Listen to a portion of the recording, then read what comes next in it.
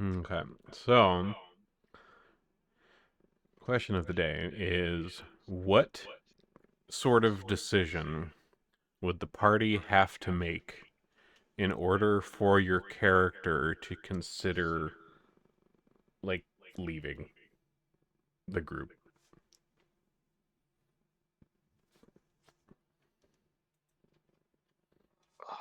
That's hard because we're all kind of I know it is degenerate. a hard question because you're all degenerate and Oh, insane. I will do anything for any of you, up to and including making deals with multiple devils. All right, And I will not, under any circumstance, leave the circus. all right. I'm just gonna write down here. Honker has no scruples. No, he said his only scruple is if we make him leave the circus. Hmm. He won't leave the circus. Fair. I feel like that might be the case across the board.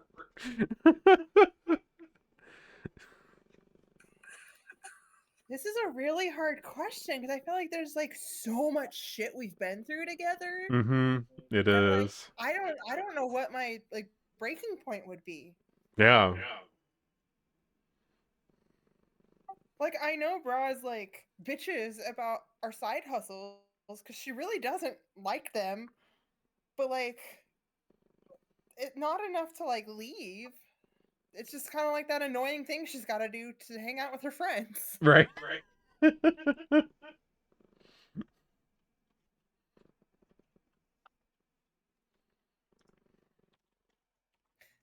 Okay, I know, I Okay. know what would make me leave the circus Okay. if I was dead.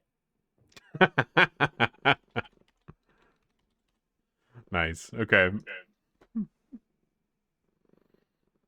How about you, Maz? Uh, I think the only thing that would make Maz leave the group would be A, if it was somehow one of their fault that led to Braz's death. Hmm. Or that's probably the most likely one. B would probably be like if there was just like completely unnecessary killing of like kids. Because Maz is fine with killing. She doesn't give a shit about that. But killing kids is a bit different for her. Mm-hmm. Okay. Unless they deserve it. I feel like a bad sister now because I probably should have said something along the same line. Damn. Oh. Fine, Maz just loves you more than you love her. You know that the same goes for me. I just don't always think of these things. I'm not an emotional Same. person. Same. What she said. Yeah, 100%. That one. I wouldn't really consider Maz very emotional either, but No.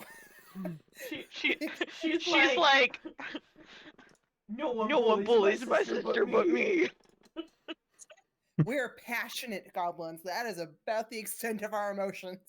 It's either completely passionate about something or we do not give a flying fuck. All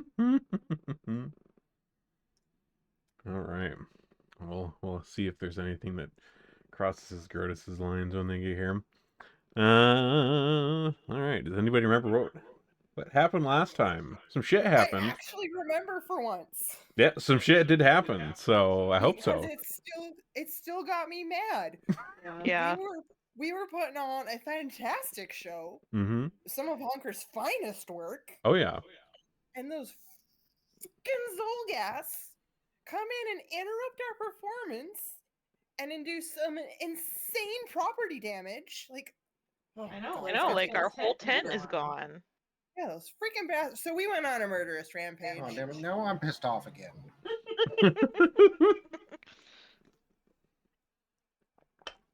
might have like rescued somebody at the end. I don't know. I was too pissed. Well, I know that we did get one townsperson killed. Well, it wasn't really that you killed them.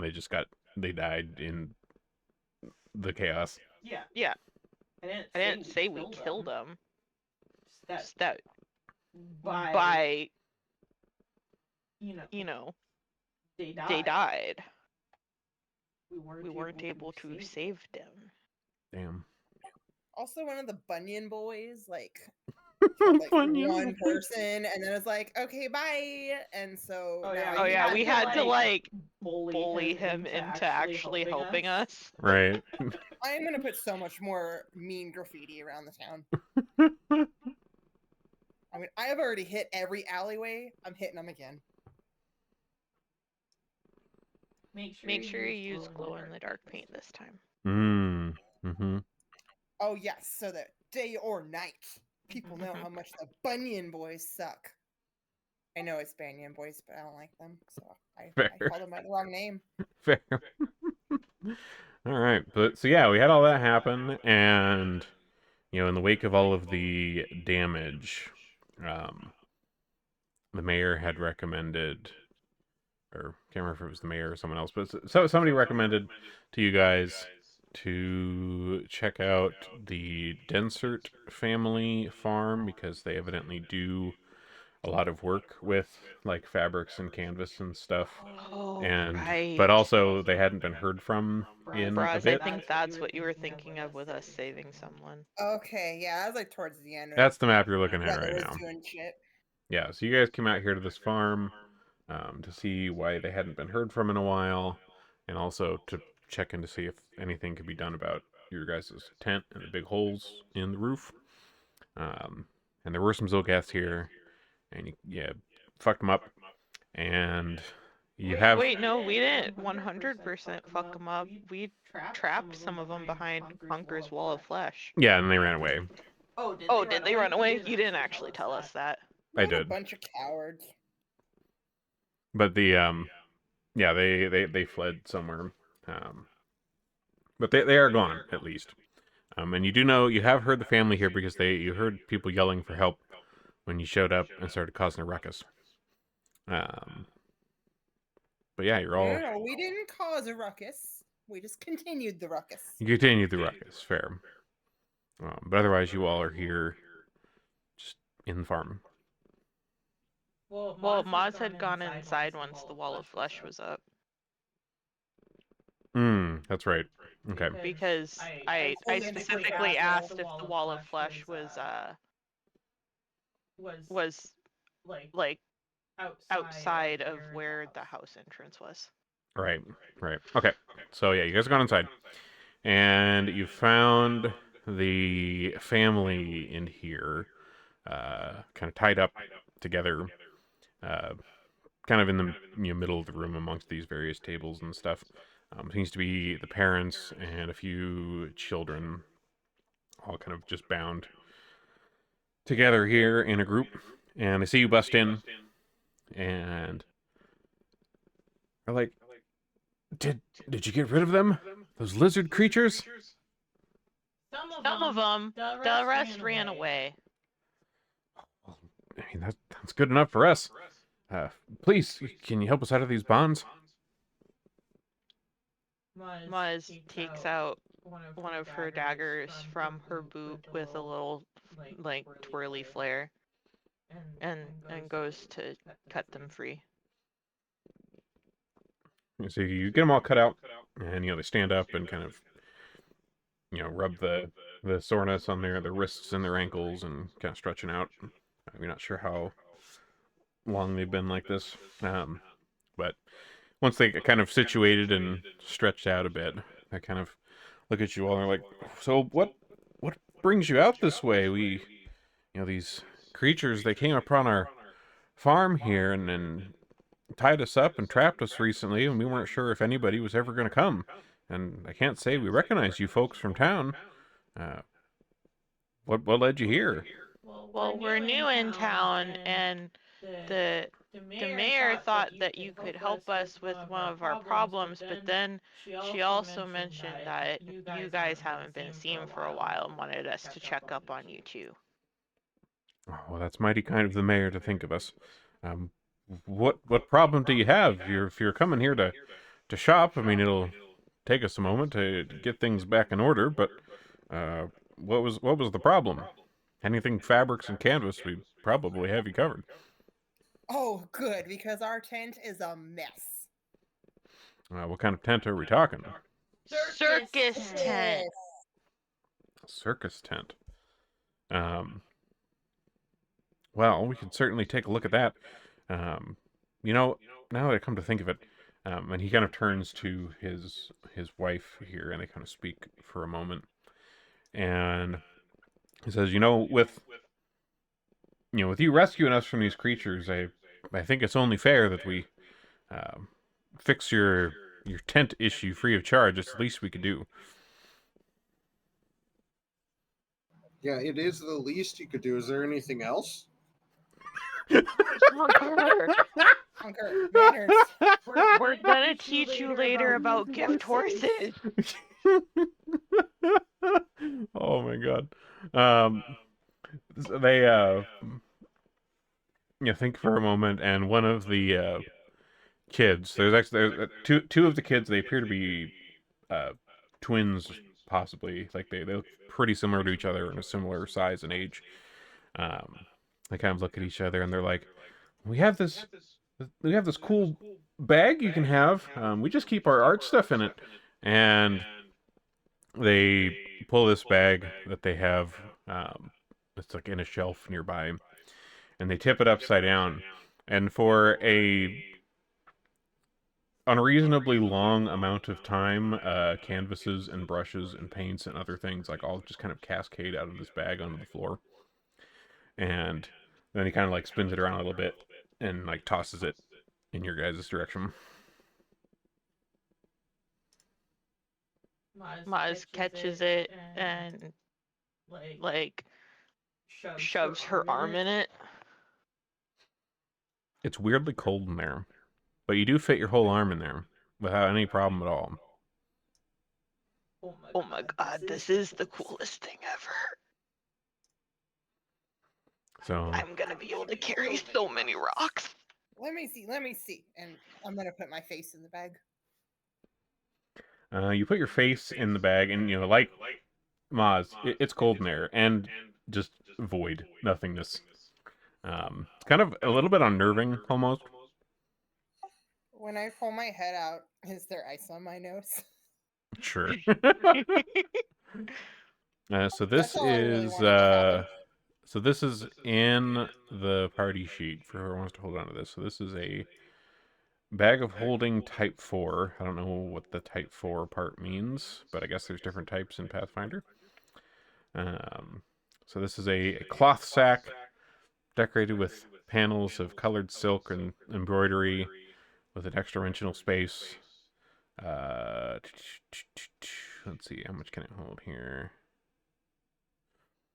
It can hold quite a lot of things, but whatever it's holding still needs to be able to fit through the opening of the sack to be able to get in there, obviously. So it can hold one buttload of rocks. It could hold a buttload of rocks. Think of how many rocks and vegetables we can put in here. Oh my god, it's gonna be great. DM gives us a bag of holding. We just can use it to carry trinkets. It's used to carry rocks. That just becomes somebody's like primary weapon, just smacking someone with the bag of holding of rocks. You know that Maz would do that. Oh, that would be. Like, what did you hit me with? Bag of rocks. Bag of like 500 rocks somehow. The blessings of Ronka. Yeah, the blessings of Ronka. Yes. Blessed be his name. Be healed. Be healed.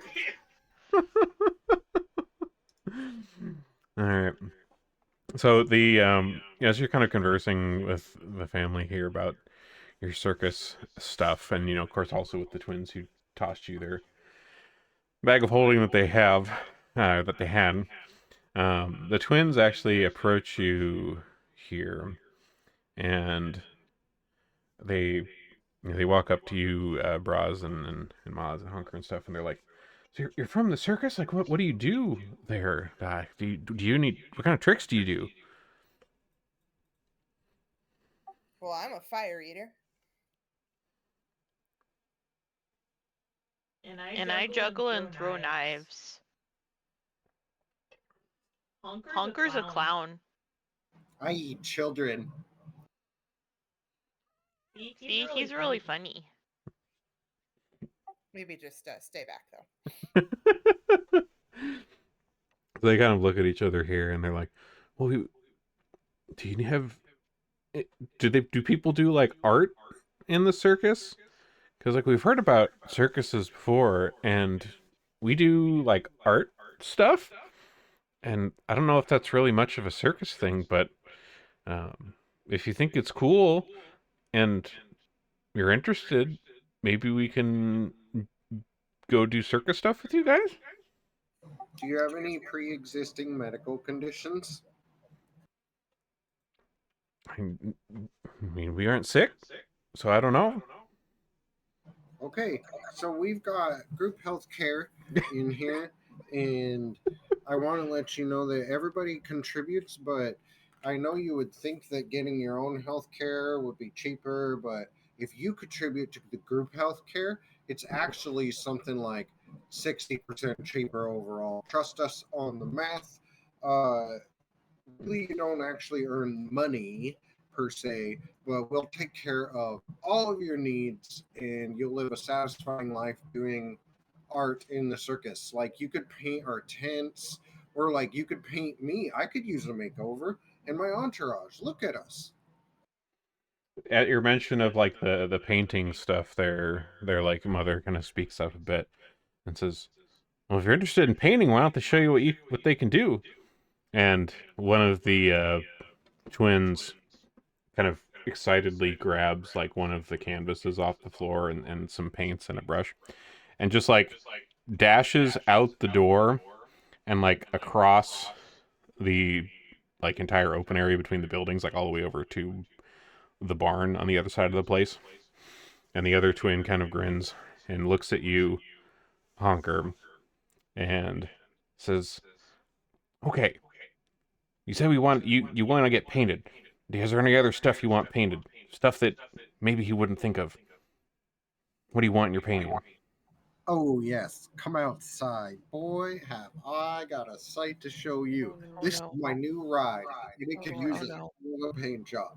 I'm going to let you do anything you want, and I'll take them Oh god. outside and show them the monstrosity, which I have named.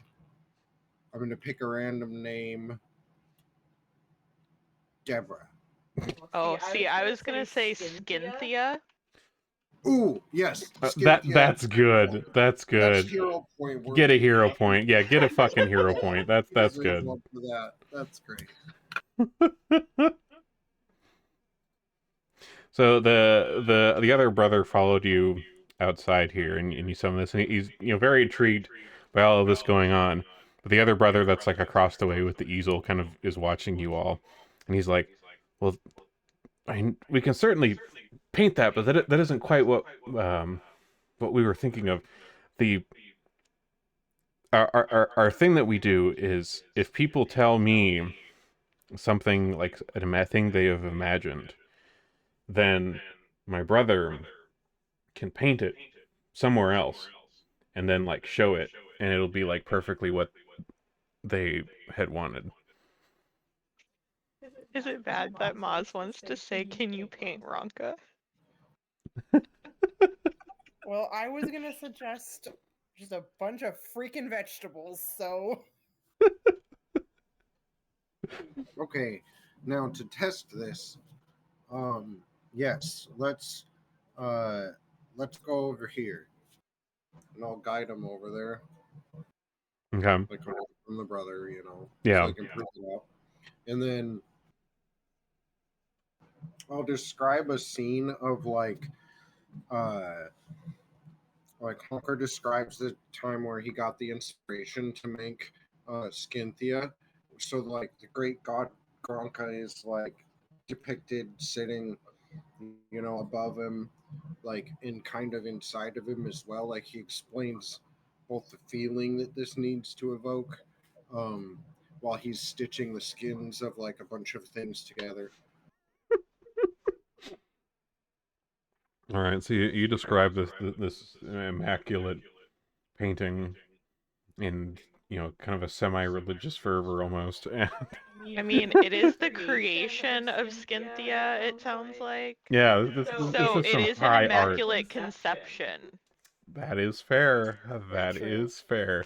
Uh, so you describe this, and it really only takes like a minute or so, but you kind of not too long later hear this kind of like rapidly approaching feet from across the yard here, and the other brother comes running up, kind of holding this canvas overhead, and he thunks it down like right in front of you guys, and it's this like it doesn't make any sense how this is like painted so well in like a minute, but the scene as Hunker described with these just moving swirls of color and Ronka of course and Hunker and this you know zeal of creation here with this skin creature like it's beautiful like you're Frank Reynolds looking at the art and you're moved to tears.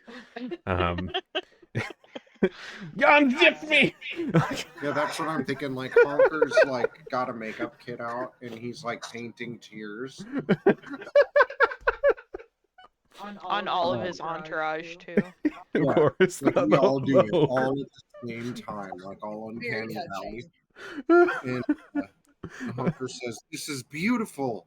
Oh my goodness! With these talents, you'll be sure to bring in all the gold that will be communally used to support you. You don't need to worry about it. We'll handle the gold part. But yeah, you guys should come with us. This is such a beautiful and wonderful thing. Can I have this canvas now?" Of course. And the brother kind of hands this over to you here.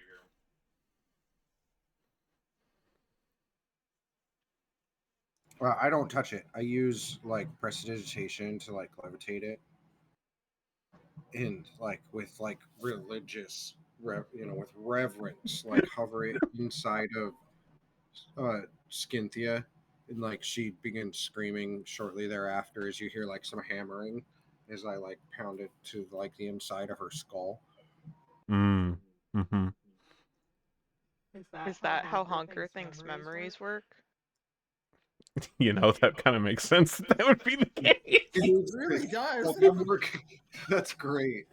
So like Honker comes out and you ask that and like you realize like this did not occur to Honker at all. But then Honker like smiles and is like, "Yes, we will help her become smarter by remembering how she was made." Oh my god. I just want you to know you picked this this first campaign move. This is beautiful. This is great. You know what the problem is right now? Grotus isn't here. I know. know. Grotus isn't here. Man, Gertis is missing out on his art. So yeah, the mystic artists there on that inside cover picture are this pair of twins, and they're now gonna be part of the circus. So they'll be on offer next time we get a show. Once we get I'm things more back together. shocked that their parents were like, "Yeah, go ahead, join the circus." Children? Yeah, those are some really cool parents. I mean, they're not like children. Like these twins are like clearly like in their late teens. So like 16, 17. Children. They're children, but they're not like toddlers or elementary school kids. There's no laws against what we're doing. I suppose that's true. I doubt this place has labor laws. Even if it did, picturing them as like 8 years old. even if it did, if you look up like how apprenticeship laws would have worked around the time, we just need to provide them with food and clothing and work, and that's good enough. I mean, these aren't the first like teenagers you guys have recruited. There's that group of ones that like sing songs and dance about like religious stuff that you guys picked up in the Swordlands. I don't remember that at all. Now Yep. you got to bring those up too. Come on. Don't worry about their it. grandma died.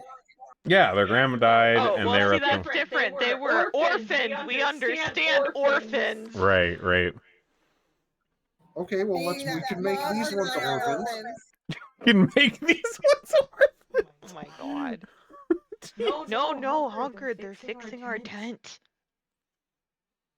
Right. Hunker immediately We're commissions free! these two to paint Skinthia, and like Grotus had always described how like fire makes things faster, so but like Honker's never seen fire used in anything other than cooking and like murder, and so he describes like this scene of like fire and cooking and murder, and sometimes cooking and murder together. You've That seen like fire in the around it. circus. Oh yeah, and people are being fed fire, and willingly and not willingly. There's fire eaters, so there's that. So the Denserts here, I mean, like they're more than happy to do what they can for the circus. They say to give them a little bit of time so they can kind of get stuff in order around here, because stuff's a little bit of a mess from the Zolgath stuff. But they said, once they're ready, they'll be happy to head into town and come take a look at your tent and see what they can patch up for you guys. Nifty. The better job you do, the better your kids will be taken care of. Hey! Great. I'm not saying that circus people hold grudges, but we do never forget. Very Much like different elephants. things, Yeah, much like elephants. which are in the circus. Not ours right now, but they have been. This is the Yeah. face of the lady who wouldn't give us socialized medicine, and then I put on her face. I forgot that you had her face. That was a long time ago. I'm just imagining the face like getting stored in this bag of holding, and like Braz sticks her face in there, and it's just like all this random shit, and then like a disembodied fucking face just floating in the void of this extra dimensional plane. But I wouldn't even be scared because, like, I I think what would be more upsetting if she went in there for a snack and then the face was like wrapped around one of her potatoes. That's fair. That would be a little scary. Oh, I would not be happy. You don't touch my vegetables. All right. So with the the Denserts checked on and rescued, and the tent stuff sorted, you guys had the short jaunt back up to town. Yep. Okay. All right. So you guys make it back to Willowside without too much trouble. Like I said, it's only a few miles, so it's not anything too bad. Once you get back into town, you get back to the circus area, and stuff is still being cleaned up. The other folks are doing their best. I mean, can't do quite so much about the tent as of yet, but there's quite a lot of other chaos and wooden stuff that got broken in the tumult, and some stuff that got hit with fire and whatnot. But not too long thereafter, there is the older gentleman who you guys had run into at the front desk of the town hall. You see him coming out of town, and just kind of it looks like a trusty old horse of his, and he rides up to you guys, and it's like, "Oh, it's so good to see that you are back. The Denserts are well, I hope. I bring a message from Mayor Vandy for you." I mean, maybe a little traumatized, but yeah, they're fine. Well, if you wouldn't mind, I know things are. You probably have much work to do here around the circus, but Mayor Vandy would like to speak with you if possible. Yeah, he probably wants to give us an award. Let's go talk to him. Her. Yeah, sure. This is Opera Vandy's aunt. Yeah, aunt. Why are you asking? The freaking GM. So, don't even remember what her relation was. Yeah, it's aunt. Yeah, it's aunt. All right, so you guys head into town. You head to the town hall, and the mayor is in there waiting for you. And as you come in, she says, "Oh, thank you so much for coming. I do want to say again, despite what happened there at the circus, I can't thank you enough still for coming to Willowside in the first place. Even with what happened with this attack, it did still brighten things up for the town in a way that nothing has for a long time. Like that first part of the circus before that happened, you know, people were smiling and laughing like they haven't for some time, and that is still within them, even with the troubles that did occur. So thank you for that. Uh, and on top of that, you've helped protect the town. I mean, goodness, you fought those creatures off. Even as they interrupted your show, and I hear you came back from the deserts and things were all right out there once you resolved some more of these creatures that seem to be encroaching on our town every day. Goodness. Yeah, you guys definitely got a big Zolgath problem here. Bigger than I had thought, it seems. I hate to ask this, but I must for the town's sake. So I know that these lizard creatures killed some people during the attack. And, there have been others in the past now and then in, recent months that have been attacked. And, of course, there have been many people who have simply left town amidst all of the troubles with, the Welt, of course, and now this business.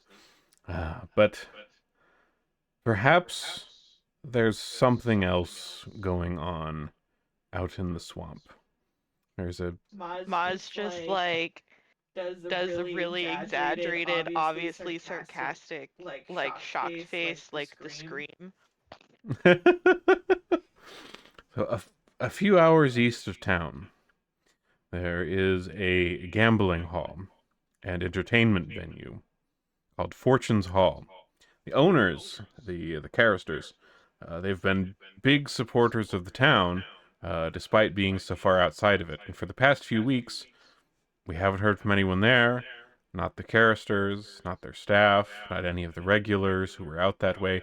A few people went to check, but they never came back. And that was about when we started hearing an increase of reports of these lizard creature attacks. Like there'd been sporadic ones before, few and far between, but there's been so many in recent weeks. I assumed that those creatures got them, and I assumed also that with all of these attacks going on, with Fortune's Hall being so far away, they must have gotten Fortune's Hall as well. But a few days ago, there was a horse that showed up here in town from Fortune's Hall. The thing was almost starved to death. It had a strange bite on its leg, and written on the side of the horse, like on its body in purple paint, it said, "The fun never stops." Now, Mr. Vrick, the hunter who you're acquainted with, he got the horse cleaned up and fed. He has it at his stable on the edge of town, but it's too scared to go to head home. So something strange is going on at Fortune's Hall, and I'm not sure if it's, if it is these lizard creatures that attacked, or if it's something else entirely that's spooked this horse. But if it's, if it is something, whatever it is, I don't think Willowside can withstand another threat. And if they took out the entirety of Fortune's Hall, well, I mean, if it comes for us too, and all the lizard creatures attack, and the Welt, well, I think it's all going to add up, and I hate to say it, but I think that things might get undeniably worse. Will you investigate it to us? I know that it's dangerous, but you're better able to look into this better able to look into this than anyone else but the Banyan boys. Oh yeah, they Hunter, are completely incompetent. Honker, if any of those people at the gambling place are still alive, I bet they got a lot of money for the right person that's gonna save them. I bet they do. Plus, like from the way you're putting it, like if we did this, we'd literally be the saviors of the town. That's like statue worthy, right?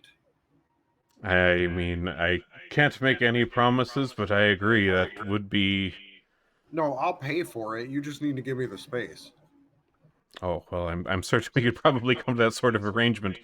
I mean, if you do indeed save the town, I mean, who am I to say no? The people themselves would probably be clamoring for such a thing. It's not if but when. Let's do this, folks.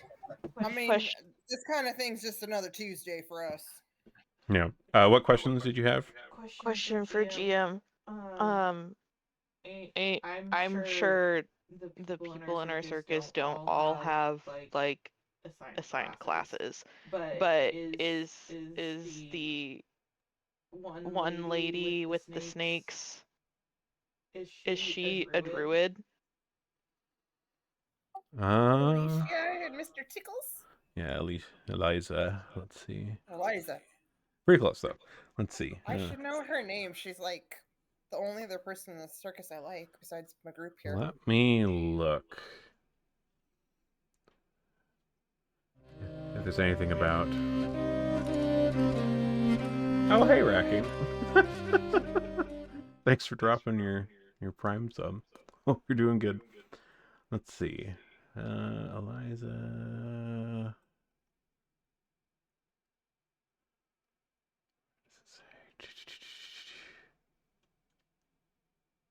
Wait, Racky from last campaign? Yeah. Hi! I sometimes see Racky's little guy walking around on the bottom of the screen there from time to time. That is a hurdy-gurdy. That is correct. Let's see. It doesn't say specifically what or how exactly she communicates with Mr. Tickles, but I mean, I assume that we'll say that sure she has some, she knows some abilities for speaking with animals. Hey, Bryce, do you want to go see Mr. Tickles? Always? Okay. So, once we're done at the mayor's place, Maz wants to go back and get Elisa so that they can take her to see the horse. Okay. All right. So yeah, you mentioned that you want to go see the horse. The mayor mentions. Yes, certainly. Tell Gristrom that I sent you. Were there any other questions that you had about the Fortune's Hall or anything with this strange situation? I mean, no, not really. If no one's really been out there and come back recently, then I'm not sure what else you'd be able to tell us.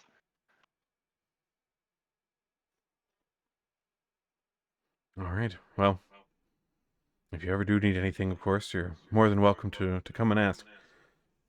Hopefully, see if Gristrom can perhaps tell you more if you need anything as well. Okay, so we're gonna go get Elisa. Okay. All right. So you head back to the circus and are able to find Eliza and Wait, Mr. Tick. Eliza, sorry. Before we go talk to her, I gotta go back to our thing where Braz or Maz and I live, and I gotta get a dead mouse that I keep a stash of them for Mr. Tickles. All right. Already dead? Or Just Yeah.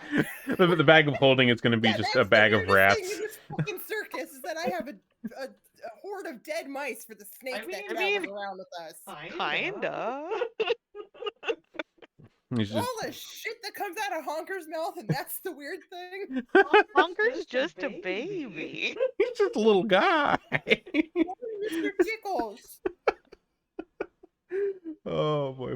All right. So yeah, you get your treats and you head over to Eliza's wagon there, and she's in there. She's tending to Mr. Tickles, and sees you guys coming up here. It's like, oh goodness, Too bad what happened to the tent the other day. And then the show, of course, but the people here sure seem to be liking the show before that happened. Yeah, the mayor has some good things to say about it and was able to point us in the direction of someone that could fix our tent. Oh, really? Oh, that's And they're wonderful. gonna do it for free. Wow. Did the mayor make them do that? Why are they doing it for free? Well, Oh, you he see, your ass. we kind of had to uh unkidnap them. Oh, goodness. Don't tell me it was more of these strange creatures that have been pestering the circus recently. Unfortunately. And that's kind of why we're here. Oh, why? What's going on? Well, like, so Hold on, the business before pleasure. the And mayor, yeah, Braz is just like completely diverted to the snake, like Feeding that us the pickles. antisocial person does at a party. They just go straight for the cat. Mm, That's me. right. Maz continues to talk to Eliza and is like, so Mayor was telling us about this other place that they haven't heard from for a bit, that they're kind of worried that there are Zolgaths there too, and like we're not telling you that you gotta come with us, cause like that would be silly, but like they sent someone out there and they didn't come back, but Horse came back, and the horse is scared and it's being taken care of right now, but we were kind of thinking that you could like do your animal voodoo and like talk to it and like maybe get some information about what we are gonna run into out there. So Eliza kind of looks at you all here and is like, well, I can't say that I've talked to a horse in quite a while, but I mean, I could certainly give it a try. I mean, see what we can find out if the poor thing is scared. Uh, where where was the mayor sending you to? What kind of place is it? A gambling hall like outside of town. Oh, wow. Very far away, or I don't remember how far away it is. it's like 3 hours away. Oh, yeah, pretty far away. So, like, we'll be gone for a bit when we do decide to go out there, but since we got all this time trying to repair the circus, I think it'll be fine. Yes, that. It seems kind of strange that it's so far away, though. You'd think that an place for entertainment would want to be close to the town. Yeah, I don't know. I didn't really ask the mayor a lot of questions because I'm not fully sure we can trust her because she kind of just like likes to put things under the rug. But you know, we can ask the hunter. He seems like a cool dude, and we saved his life once. Ah, right, on the way in here. Well, I mean, if we want to go try to speak with this horse, I mean, lead on. Cool. How buck wild would it have been if Eliza had been like, I can only talk to snakes? Look, the Mook could have said that, I could but have. he's entertaining me. It's a good idea. I kind of half thought that that's what you were gonna say, is that she could only talk to snakes. Oh, she can't actually talk to animals. She just really likes Mr. Tickles. All right. It's an unspoken connection. Unspoken bond, right? All right. So you guys, along with Eliza here, head around the outskirts of town here to where Mr. Gristram's place is at, and you find him outside chopping some wood as you approach here, and he kind of waves his hand in your direction as you approach. Oh, hello! I heard you went out and found the Densert farm. Sounds like they were okay. Yeah, I mean, they're shaken up, but everyone is fine.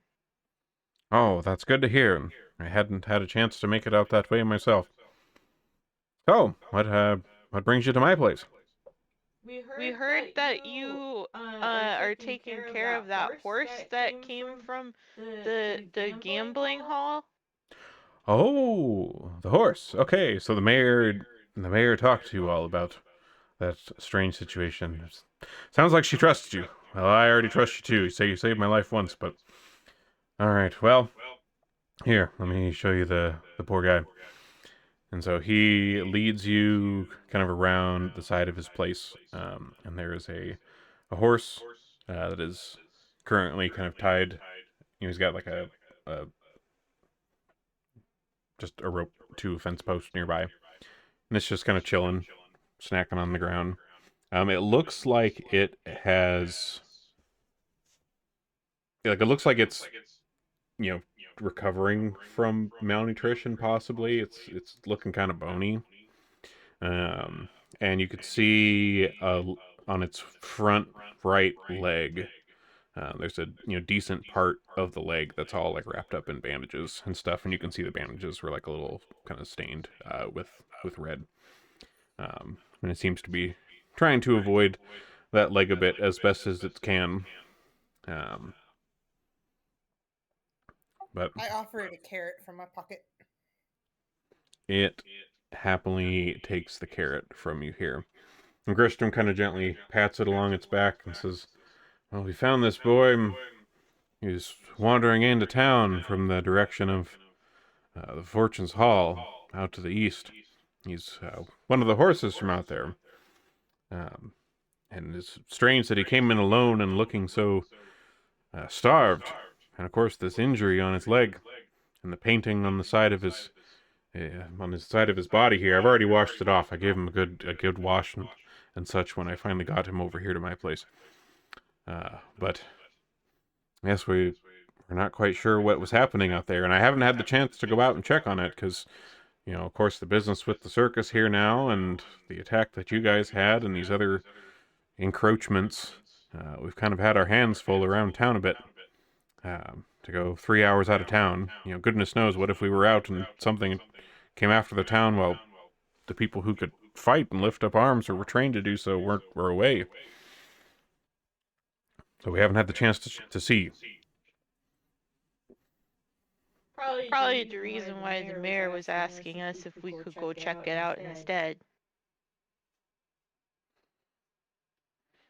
Well, that'll be right kindly of you. Will certainly continue to be in your debt for your assistance to the town. It's quite kind of you. Uh, is there anything that I assume the mayor told you about that it was the entertainment hall out there? Kind of. She said that they were big supporters of the town, but, we were talking to Eliza here, and she had a good point of being curious why they're so far out of town if if they're such a big part of it. Ah, yes, the owners are wonderful. Yes, Cinta and Palvin Carrister. They both grew up in Willowside, but they always enjoyed the rebellious mystique of Fortune's Hall. They bought it about 15 years ago when the last owner retired, and they lived out there ever since. But they have so many happy memories here in the town. They still want to be a part of it, even if it takes a bit to get out to them. They The reason it's so far away is, well, historically here in Willowside, gambling was illegal, and decades ago, when it was still kind of heavily illegal, an enterprising family built Fortune's Hall just far enough away to be outside of the jurisdiction of Willowside. So it's not officially a part of any town where it's at. It's just kind of out there on its own in the boonies. They added a theater. They served food, drinks. At this point, I don't really care about the gambling. Most of the people in town have kind of gotten over that sort of hang up. And if it was closer, nobody would really care. But it still is out there, and it was a fun place for people to go. And any trouble or hard feelings that happened there never spilled into the town. It was just its own little corner of the world that things stayed in. And they used to send a wagon. It would come into town and pick up the townsfolk from the town square, and then it would bring them back after they had, an evening or a day or whatnot of fun out there at Fortune's Hall. But that's the one we haven't seen. This horse was one of the ones that used to help pull that carriage. I see. Well, our friend Eliza here, she's really good with animals, so we were kind of hoping she could try and talk to the horse and see what it can tell us about what's happening out there. Yes, by all means, if she has such a gift. Eliza steps up and, she kind of pets the horse gently, and you can see her kind of like whispering to it a bit and, seeing what kind of read she can get on him. And, after a moment of her kind of whispering to this animal and trying to like soothe it and whatnot, she kind of stands back up and says, "Well, I was able to get at least a little information from him. He told me about how he was left in his stable to starve recently, and he would get taunted by these big toads and toad-headed people, and they never gave it any food, and he became very hungry, and when he had a chance to break away, he did. And as he ran, one of these toad creatures bit it, which is why he has such a strange um, injury on his leg." Toad people, that's new.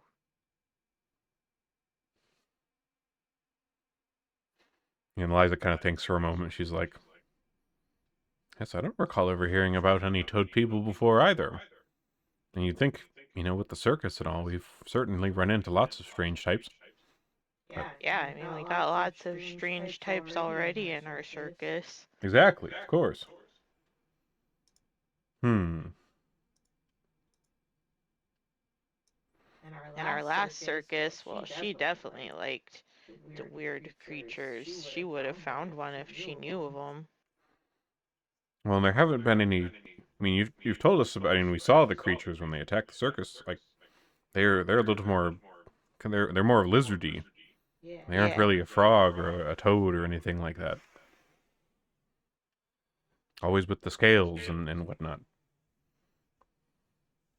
Yeah, so it's definitely not the same thing we're used to seeing out here. Oh goodness. Well, it doesn't seem like the horse has too much else of a tale to tell besides that, but I mean, if you ever need anything else, I mean, I'm certainly happy to help out, but I should probably get back to Mr. Tickles. He loves his attention, as you well know. He said you're a good boy. Thank you for helping us. Of course, anytime. And Liza heads out. Oh no, have you ever heard of toad people in your travels? You got a little bit more experience than us. So Grostrom kind of scratches his head for a moment and says, "No, can't say that I have. I mean, I've been hunting in these woods for quite some time, and I never heard of any sort of toad folks, much less, people with like toad heads, as Eliza described this horse talking about. That's certainly a new one." Huh. Well, we'll have to see if we can find anything else about them, or if we're just gonna have to figure it out when we get there. Well, I mean, it Probably couldn't that. hurt to ask around town a bit. I mean, many of the people in town have been out to Fortune's Hall, and maybe it's something that was out there, and I just never happened to see it myself. And of course, people may have been there more recently. I haven't been to Fortune's Hall in quite some time, so maybe they can offer some insight. But that's a little out of the things I'm usually trying to point an arrow at. So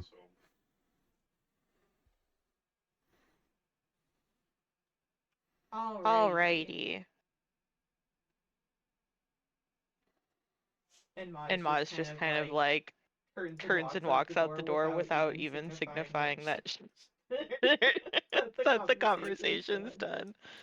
That tracks. And Browse give the horse one more carrot and follow, much in the same manner. oh, before you leave, Gristrom kind of goes, "Oh, there was something I was asked to pass along to you. The mayor wanted me to give this to you.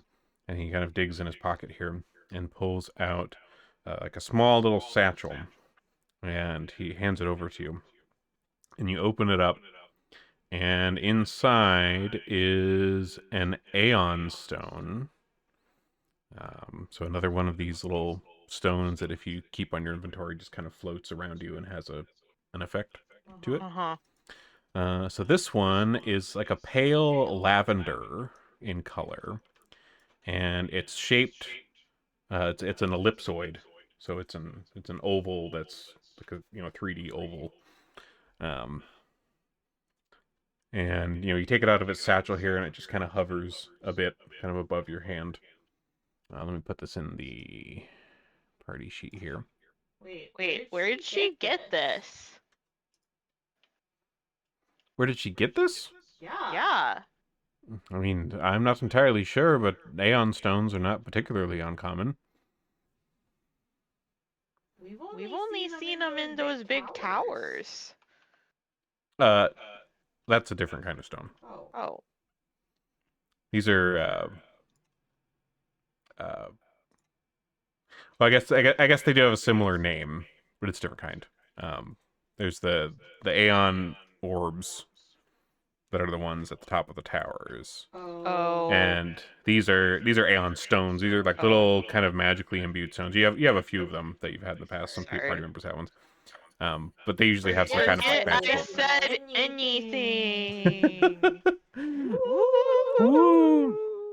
All right, so this is in the party sheet. It's the pale lavender ellipsoid one. So this particular one, and just kind of describes this to you here a bit. But what it does is it casts a dispel magic spell in an attempt to counter a triggering spell. So like it's basically like you have like a counter spell shield on this stone. But it only seems it functions like if somebody's like specifically targeting like you with the spell. So if it's like an AoE spell, it doesn't work. But if like somebody's trying to like zap you with lightning or some shit, it will try to counterspell it. And it does have a save roll, so every time it activates, there is a check that if it fails, the Aeon Stone like runs out of stuff. So it has a chance to just go kaput entirely after a use. But as long as it doesn't fail that DC check, it's unlimited pretty much. So Cool. I will forget about that like I have the other ones. fair. But they are in the party sheet if you want to put it in your inventory, so you have it to see at some point. You're funny. Randomly. You think that we look at our inventories? I'll tell you what's in my inventory. Vegetables. Fair. I have Moss, rocks. No, I have a bunch of silk pillows. Remember? Oh yeah. That's right. You do have like a bunch of pillows. Literally everything that will not help us in a fight. I don't know. Maybe something will We're come up clowns. where something's gonna come up in some fight where like a silk pillow is gonna be exactly the out of pocket bullshit that is. I will be prepared. We'll be prepared. I have 17 silk pillows just perfectly for this occasion. Or we're gonna find a monster who just wants some pickles. And guess who's got pickles? Yep, right there. Maybe we're gonna meet someone that would be our enemy if we couldn't help them fall asleep because they'd get sleep deprived and turn into a monster. But now because I have pillows, they're gonna get a good night's sleep and they're gonna stop being cranky. Like you guys may not be covering like the main important bases and common things, but all the niche cases, the niche cases are set. You were good on those. That's all that matters. Look, we may poo-poo on actually buying like potions and shit and like stuff that would help us survive, but like we at least have fun. Look, if we like spend all of our time like buying weapons and healing potions and normal stuff. Like, would you have any fun running this campaign? No. Exactly. Instead, you get Skinthia. Yeah, then get Skimpy. Oh god. All right. So are you guys heading into town to try to ask around people about this place? Yeah. Okay. All right. So you're asking around town. Everybody, roll me some diplomacy checks. But I'm not good at that. Do honker and try and make a case for it.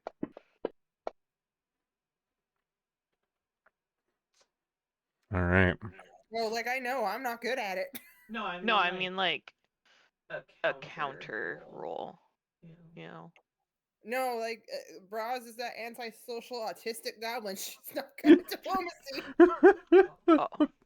I was meaning kind of like how honker always argues for a performance check.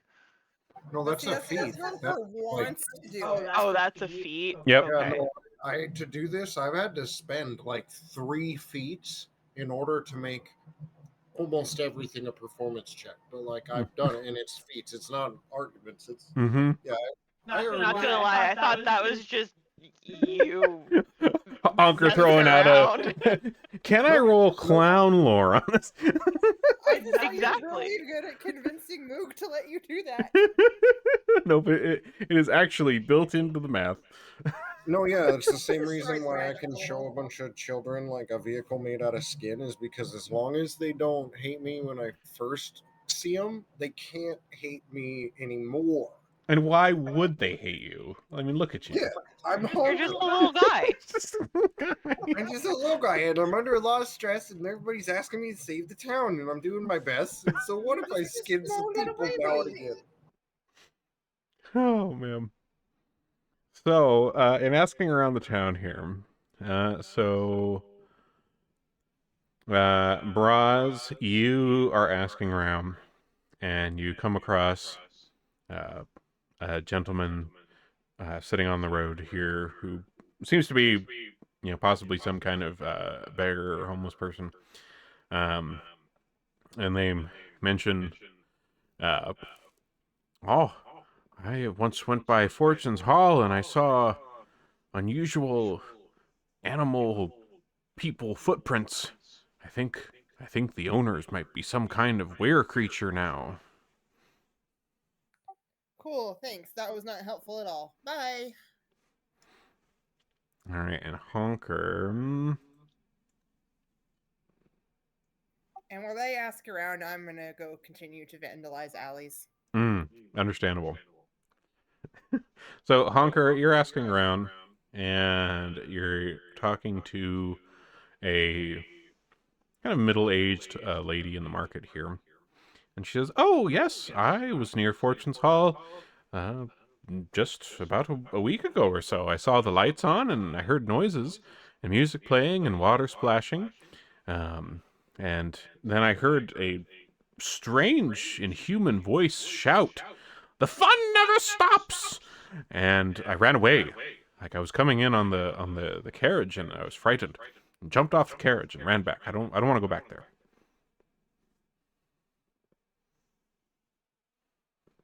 Okay, then. And then Maz.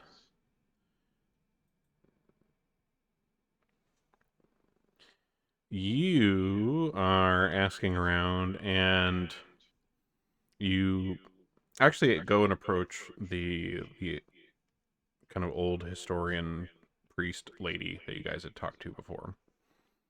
And you're asking her about this, and she's like, "Well, I can't say I really go out to Fortune's Hall myself, but the Caristers, the owners, they were acting very excited a few weeks ago. They were in town, and they seemed to be quite jubilant about something that was coming up. And this was before the strangeness recently I heard from the mayor, where we haven't heard anything from them. But since a Carister, she was saying that she had a solution to the town's problems. But she didn't say any more. She acted like it was some some big secret. She was all giddy about it. And at the same time, I heard some people mention that they saw a Palbin carister carrying a big book, like a big old book, and there were illustrations in it of uh, toads surrounded by piles of food, which I was like, I don't believe I've heard of that kind of thing before. But they were very excited about it and said it was some big surprise to save the town. So, Well, that doesn't sound good with what we've heard so far. oh goodness. Well, I heard that you were heading out that way. I mean, do be safe. And I hope the caristers are all right.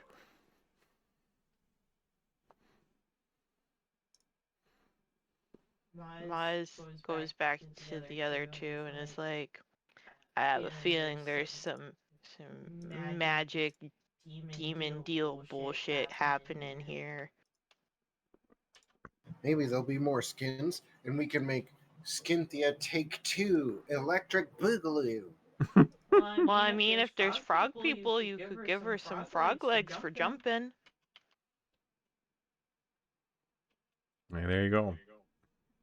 You just there's a moment where like Honker shuts down. It's like a beautiful mind. There's little, and then he nods and says, "Yes, let's go now." It's really quite touching to see. Yeah, Hunker suddenly realizing that, like, grafting the parts of other animals, like, maybe will give his thing power. Like, It's just very slowly turning into like a chimera homunculus kind of situation. something like that, yeah. I love it. Oh, man. All right, so, that information, I guess are we heading out in Willowside, or not Willowside, Fortune's Hall's direction? Yeah, probably, because, I mean, we can't get our tent fixed until, what, Monday? And so that's like a couple days out or whatever. Yeah, it's Yeah, like it's a few days out. Thursday. Yeah, so we might as well take advantage. Yeah. Never mind. You just answered my question. about Yep, resting. I'm already on it. I'm getting it. There we go. I had some boo boos, so. Yeah, I just thought of that too. Okay, so, like the mayor told you, Fortune's Hall is a few hours east of Willowside. It's very straightforward to get there, though, because, as you've heard, there's been wagons that made frequent trips between Fortune's Hall and Willowside for many years. And so the road is wide and rutted from all of those wagon journeys. Oh, heck! So, oh, oh, no worries. Who decided to show up? How you doing? We're glad you're here. Been a wild week. Not great, but I'm awake now. Grotus, You missed after the Spearmint? events of last time, Grotus has been just crashed in his tent this whole time. Well, I'm pretty sure Grotus had the most criticals, so. That's fair. All that key energy is just crit after crit, exhausting. It takes it out of the guy. So to fill you in on what we've gotten up to so far, so the end of last time we were out at this, that farm, kicked some butt, rescued this family that was out there, and talked with them about your circus tent problem because they do work in fabric and canvas, and since you saved them, they agreed to fix your tent for free. You also had a conversation with the twins of the family, of the few children that they had, and the twins were interested in the circus as they have an ability that allows them to, basically, someone can describe a scene to one of them, and the other one somewhere else will, like, paint that scene, like, perfectly in, like, a minute or two. It's stuff like that. So they were interested, and they decided to join up with the circus. We also got a bag of holding. You also got a bag of holding from them. Ooh. It's quite chilly inside. Yep. And As- some more kids working for free. Yeah, and more kids in the circus. Yeah, his parents And were like very like cool and chill with them coming to join the circus. they're very accepting. They're accepting of all walks of life. Yep. Yep. And you guys talked to the mayor, and she was telling you about how thank you for all the stuff that you guys had done, and that there is a entertainment venue a few hours outside of town called Fortune's Hall that people haven't heard from in a while, and the thing that kind of brought the attention to it was that there was this malnourished horse that wandered into town, which was one of the horses that used to like pull the frequent carts that would travel out to this gambling and entertainment establishment. And it like wandered into town, and it had "The Fun Never Stops" painted on its side, and like a weird bite out of its leg. And you guys brought Eliza along to interrogate the horse, and found out that there were like frog creatures that were out there that had bit it, and that it had been starved and ran away when it could. And that's pretty much where we are. Oh, we found out apparently I'm the weirdest one in the circus because I keep mice for Mr. Tickles. Yeah. Dead mice. It It would be normal if they were alive and then you just killed them for Mr. Tickles. It's weird that you just keep a bucket of dead mice. They're not in a bucket. They're in a bag. Oh, sorry. Sorry, of course. Oh, right, yeah, and like the very last thing, like they were asking around town to try to find some information about Fortune's Hall, because evidently it's a few hours outside of town because of like old gambling laws like years ago, and so it's like right on the edge of like where the jurisdiction of the town was. And in talking to people around the town, somebody mentioned they heard some weird screaming and somebody shouting "The fun never stops," and it scared them and they didn't want to go anymore. And somebody mentioned that they'd seen weird footprints when they were past there, and they wondered if the family that owns the place had turned into like weird creatures. And the priest gal that you guys had talked to before had mentioned that the Callisters, the last time they had been in town, had been all excited about like how they said they had figured out a way to fix all the town's problems, and like one of them had this big weird book with all these illustrations of like frogs and a lot of food and stuff like that.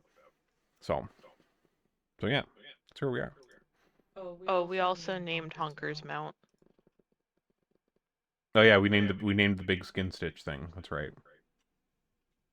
Its name is Skinthia.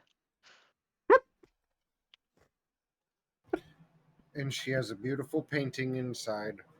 That's true. I put it above the bed inside of her skull, which is where I imagine we drug Grotus to like take along with us, but he's just like was passed out in there. Yeah, they when the kids first introduced their little like painting ability, Honker described a beautiful scene for to be painted. Honker, you can tell Grotus what it was you had him paint. And they nailed it. Yeah, so like you can see on one side, on the right side in the clouds is Gronka with like a rock finger that is coming out, and it's touching me with one arm. And my left arm is reaching up like that one, painting. And then my other arm is out casting the spell of all the skins that brought Skinthia back to life, because then she'll know how she was made, and that's the first step. Honker thinks to making her sentient and not just like is. A Sistine Chapel of skin monsters. Exactly. Oh, Grotus has to answer the question. Yeah, this was a good question. Yeah. So the question was, like, what would have to happen to cause your character to like leave the group or like leave the circus? Like what's the red line, if there is one? Yeah, we discovered there really aren't many red lines with us. Yeah, not a lot. It's just if like y'all decided to pack it in, to stop partying, to settle down, to let the party die, to put limits on his act and freedom of expression. Hmm. Those things, yeah, We would never do that to you. yeah. Don't fence him in.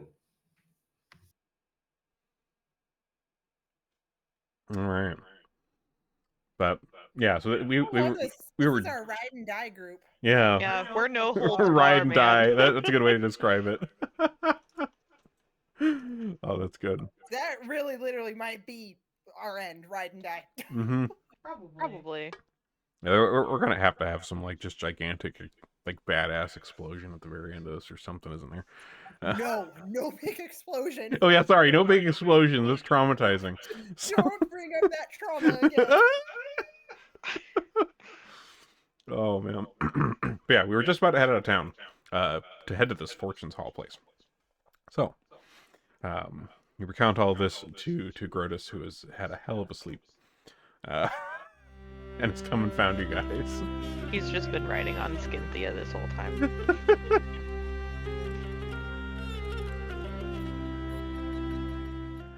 All right, Do you guys so think that like these toad people are like working with the Zolgas, or do you guys think they're like totally something different? I don't know, cause like she mentioned a really old big book, and usually that involves like what? sorry, I was talking to you. I was talking to the person who followed him. Continue. Oh, uh, they they like mentioned an old big book, and usually those have to do with like summoning and rituals and shit. So I don't know if they are related to the Zolgaths, but they're probably not good. Well, that's a given.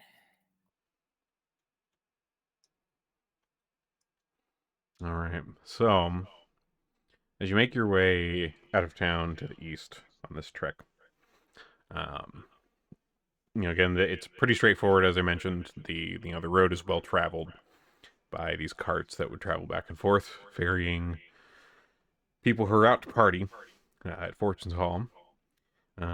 You do find along your way at a couple different instances more of these dinosaur tracks that you've seen before. Uh, kind of like the ones that you saw like when you guys were, coming to and from the pier and stuff like that, and a couple of the other times you've, walked along out in the roads and seen tracks around. Mm-hmm. More of that. But you don't encounter anyone in terms of, you don't see any Zolgaths or dinosaur creatures or anything like that on this trip. It's pretty quiet walk all the way out to there. So as you kind of get to the area where you're supposed to kind of turn off and get to Fortune's Hall, you can see that the road continues on to the east, assumedly to, whatever town is off in that direction. But it's very clear that most of the traffic on this stretch of road is between here and the town. Like the ruts are pretty heavily defined for that, and beyond that, it just kind of becomes a regular ass road with minimal frequent traffic. But let's see here. The thing that you notice as you head up the kind of little side road to Fortune's Hall proper is you feel like you can like hear kind of faint music going on, and as you get closer, it gets louder and louder, and eventually you kind of pull up to Fortune's Hall, and this place appears to be bopping. There are you can see various like colorful lights going on in like the windows of this building, and some sort of music is playing loudly. It's kind of hard to make it out because like it is so loud. Um, but yeah, like there seems to be some wild shit going on here.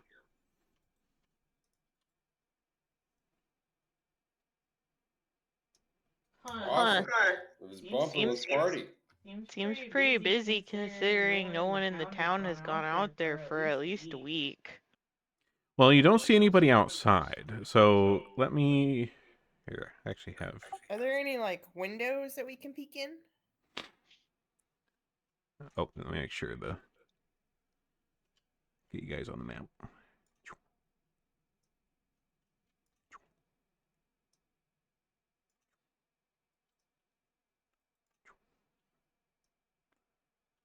Here we go.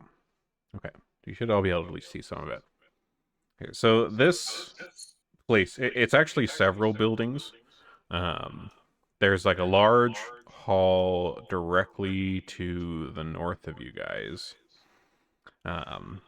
With these kind of grand steps. You like where you guys are right now. You're kind of like standing next to this little pond. That's kind of out here in the front. It's got some like nice stone benches around it. There's a smaller building to your left. There's another large building off to the right. But yeah, there are windows around. Our movement's locked. Oh, let me fix that for you here. There you go. Yeah, I want to peek in a window. Where's the closest window? Closest window would probably be just kind of right on the front of this building. Like, so there's the fancy stairs there with the double doors, like just kind of on either side of those.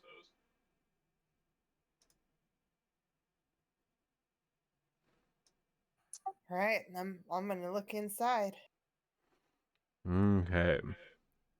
So as you kind of press your face up against the window here, it's a little difficult to make out what's inside. I mean, the glass isn't uh, super clear, but you can kind of see what looks like, looks like there's like some tables in here. You see what looks like a bar on one end of the room.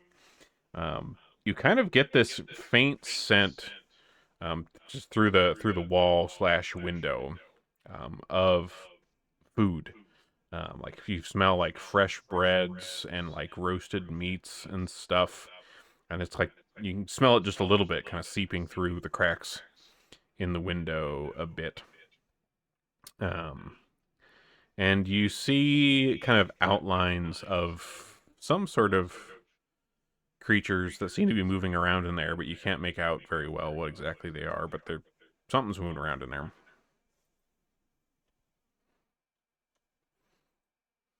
Well, whatever's happening, it smells good. Yeah, at least we can get a good meal after we're done probably killing some stuff.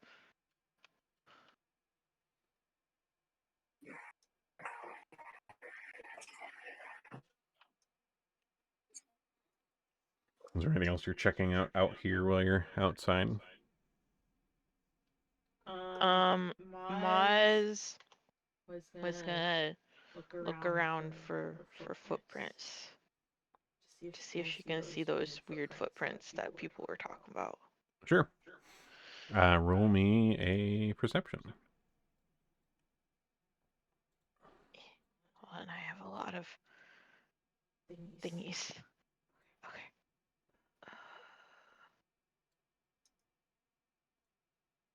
Ooh.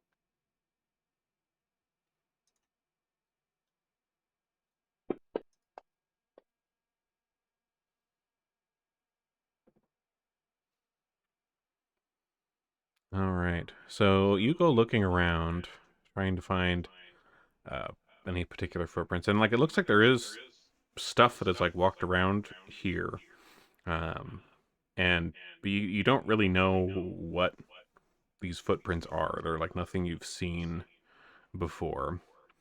Um, but one thing you notice as you're kind of looking around the area, like you also see, this pond here.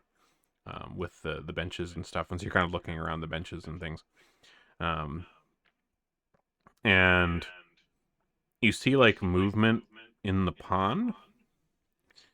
And so you kind of bend over a little bit and look into the pond. And you see that it is like teeming with hideous giant tadpoles. Gross. Everybody roll initiative. No! No! You didn't even give me a choice to look in the pond. Looked around the area. I looked for footprints. That's in the area. You're just using me. Look with your eyes. Ah, God damn it. I keep throwing it on the map and not in the chat. Mm. You need to get your life together. God, if only I could. Do these things have a picture? Yeah, if it makes you feel better, I can't get my life together either.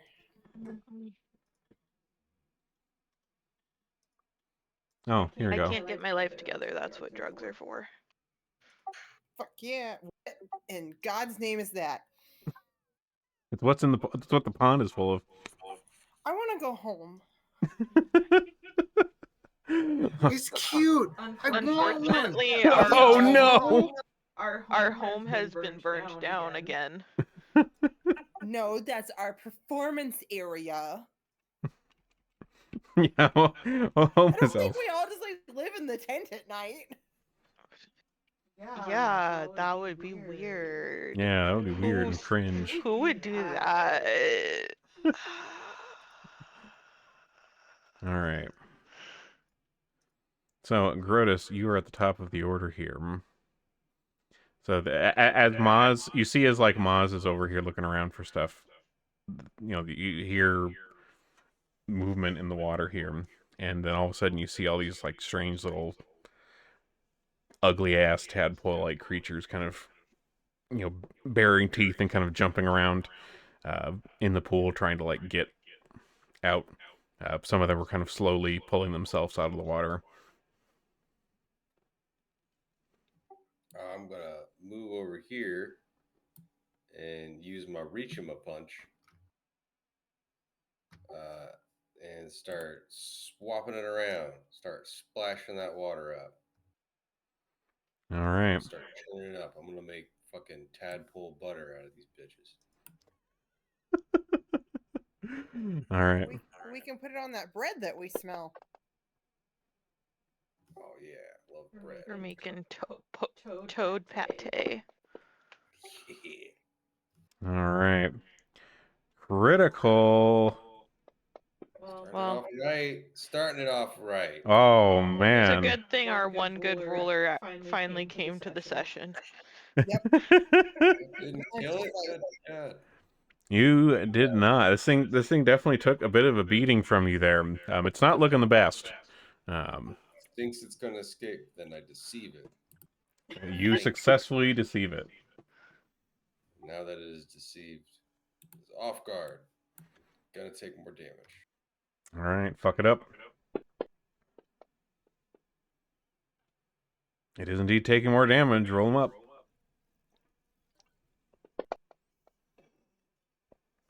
Nice. Not a lot of damage, but it's there. It's something. I meant it. That's my turn. All right. Scorch.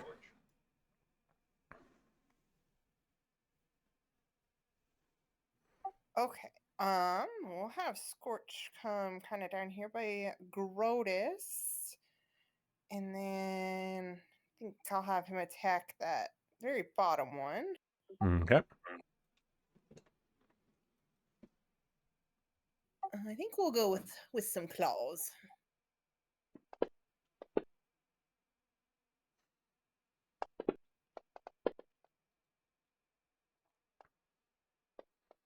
All right. Scorch starts striking at this tadpole creature here, giving him the claws, tearing into him a bit. Smells a little fishy. Yeah, it does. All right, so this Faye down here.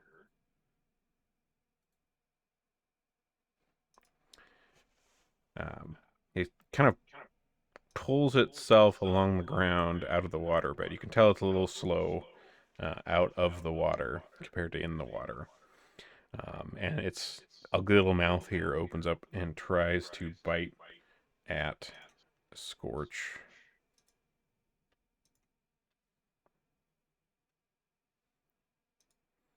Come on.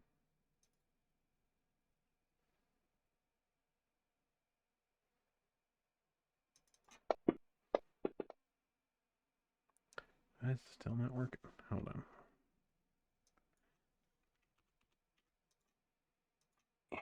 Okay, small Faye. There we go. Okay.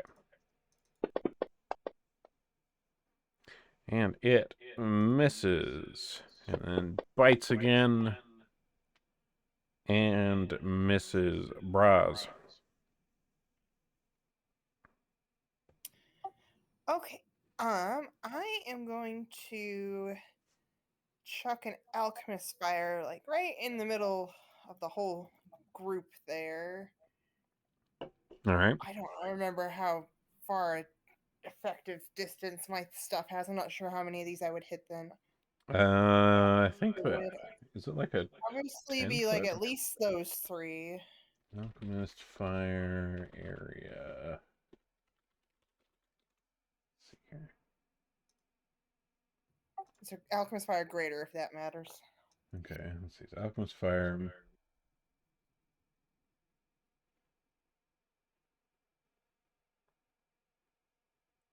It doesn't say what this play. Alchemist fire splash damage distance.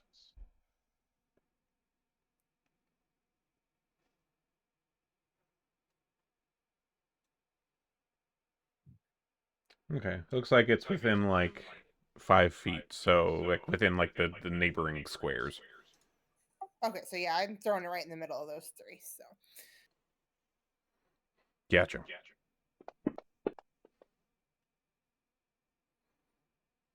Nice.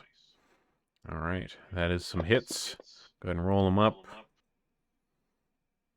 All right. okay, which two did I hit? Because those two will get persistent. Let me take a look here. Looks like the one the I guess they're all just called the same thing right now, aren't they? Yeah, that's why I figure out which ones I hit. Right. It's this. I'm moving it right now.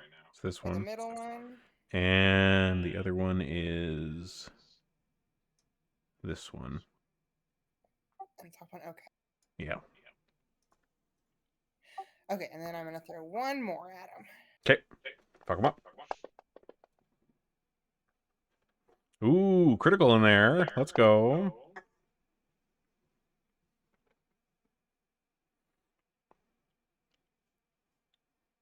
Not sure if it rolled the critical properly on the one.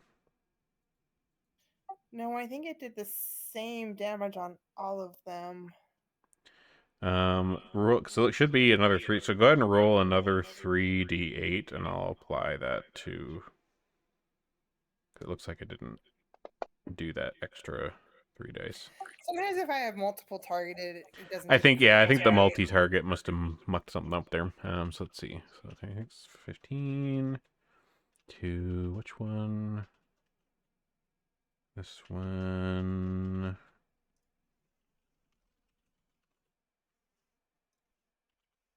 Okay. Cool. That's everything.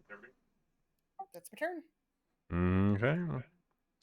All right. Small Faye down here moves through the water here. And kind of crawls up onto the land next to this bench here. Tries to come after Grotus.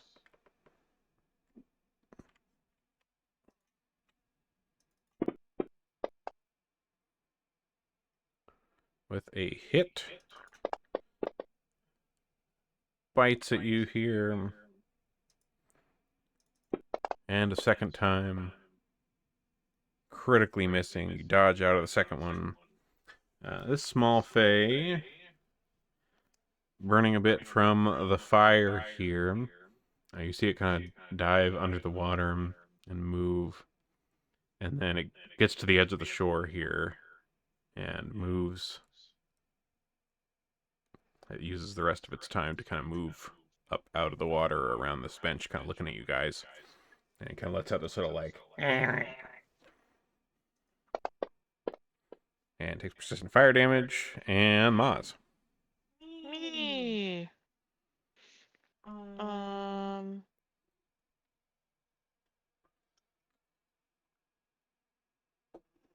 I have to make my screen bigger.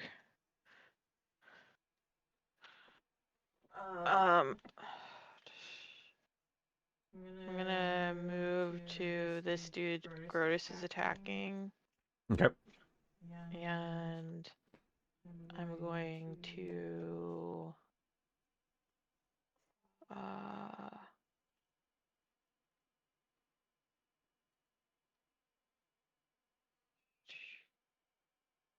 I'm gonna just use my rapier. Okay. That's a hit. Roll them up. Nice. Nice. All right, and once more. Hell yeah, all right. You're laying into this thing around the bench, poking as many holes as you can. This guy over here also got a little bit of burning from the fire here. Moves up and moves as much as it can out of the pond in your direction, Braz. You would think if it was burning, it would go back in the pond. Well, it's alchemist fire, and it's got goop that does its thing. Honker. Okay, I'll do my lingering composition. Okay.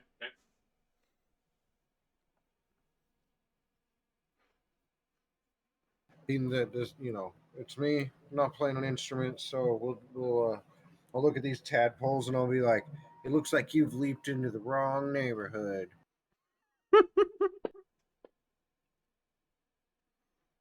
Oof. Let me see. It's up to you on the DC. Okay, let me see what they kind of have for something that would be.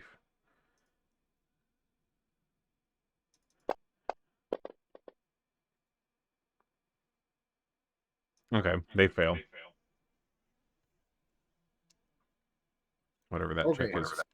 That means so they failed. So the inspire courage I'm doing by telling a bad joke lasts 3 rounds. Hell yeah! All right.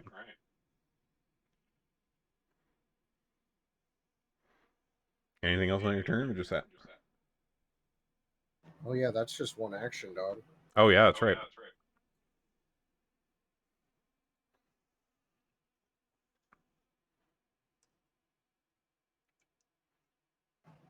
Then I will do. Then I'll look at the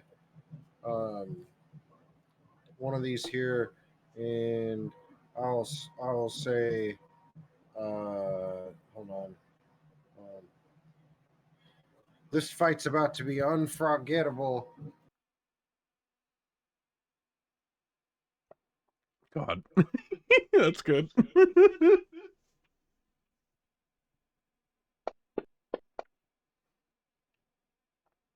It fails. It's save.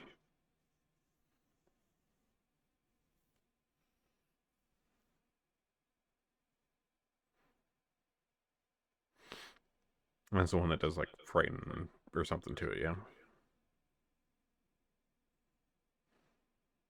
Yeah, that's what I thought.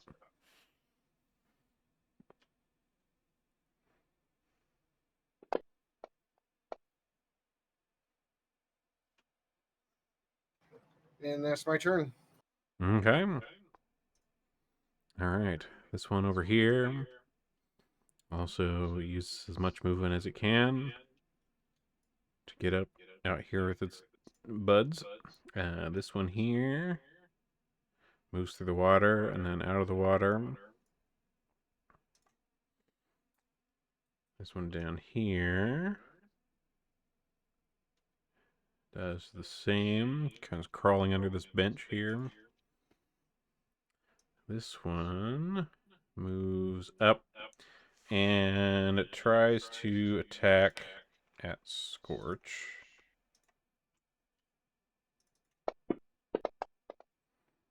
Critically misses. And critically crits. Alright. Alright. Chomps at Scorch. Pretty significant chomp, too.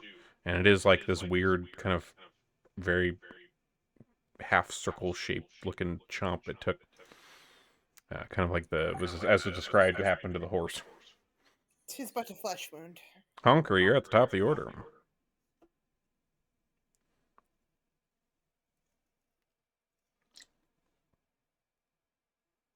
Okay. I will. Let's see, my Inspired Courage is still on everybody, so I'll leave that on for now. I'll say this has gone from Polywog to Polygon.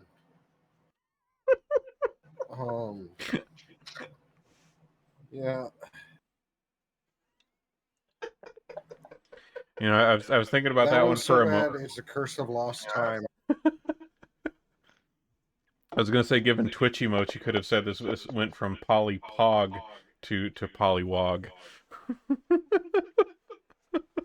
Right. Like, it's hard to make a really good joke with Polywog. That's fair. That's a pretty odd one. It does succeed the save. I assume that probably does still do something. Yeah, so like it briefly. Oh wow, this I didn't think about the repercussions of this. Oh boy! All right, what do we got? So this is Curse of Lost Time. Okay. So it ages. Oh. And becomes clumsy and enfeebled, but it does does age this creature for around or briefly. It says briefly. Worried. So it's just like a grandpa tadpole? Well, or it grows up to what it would be. Yeah, that's why I'm That's worried. not as fun. All right. So. Yeah, that's why I'm worried. But yeah, that's Yeah, I mean, you said it is enfeebled though. Like it has the old. like puberty. So you know this happens. It does grow up. You know, as amphibious type creatures do. And you know, it's definitely clearly like weak and enfeebled. But it looks like this. It doesn't have, you know, pants, obviously. It's just the creature. But now this kind of decrepit, old-looking, creepy frog dude thing. I hate it. Yeah. It's kind of gross. No, it's really gross. And kind of teeters there a bit with this, you know, sudden aging. Sorry, guys.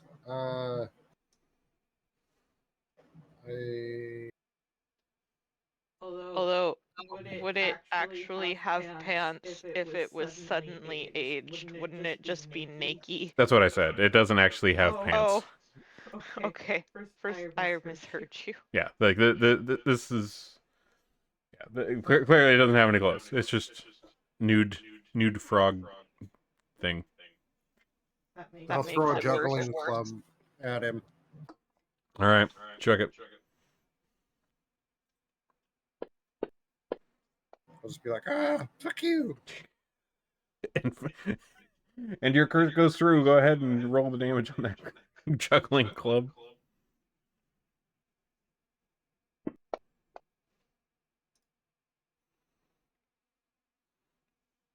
All right.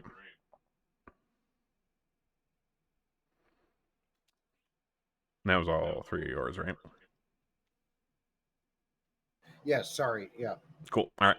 Grotus. Okay.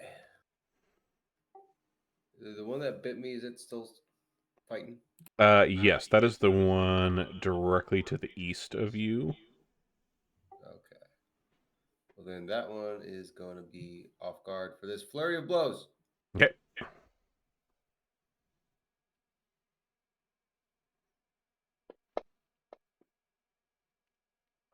That's a hit. Nice, nice. Keep laying down. And another hit.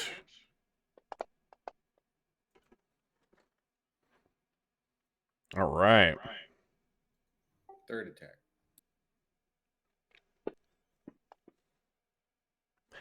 Hey, let's go. All right, you're laying into this thing. It is not looking good. You beaten the hell out of it. Definitely might have knocked out like one of its eyes. It's all my attacks. I think I'm doing Um, pretty To be fair, it didn't look good before he started wailing on That's fair. so because of my opportune backstab, I now get to now get to stab that one too. That is true. Yes, we did realize that you have free backstabs on stuff when people attack things near you. Yeah. Very important thing to remember. it. Get him, Moss. Get him. That's the one that I attacked earlier, right? Yes, I believe it is. The one the one most direct under me with that's bright red. Yes. Yes. Okay. Hold on. I'm really trying, guys. I believe in you. Oh, Nice. I'm really trying, guys. Criticals. Nice. Did that damage go through? My The screen's highlights frozen. It took a There we moment. It took a go. moment. There we go. Oh, okay. Nice. All right. So you reach over the bench here to jab your rapier for a free backstab on this guy and skewer it. He is toast. I have a question Mm-hmm. in the realm of actually using my feats. Uh-huh. Yeah, fire away. Well, one, I don't understand how flat-footed works because I have a lot that require flat-footed. But Nobody understands how it works.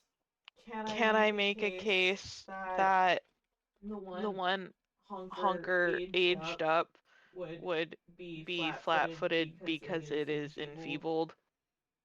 So basically, let me pull up this actual definition here.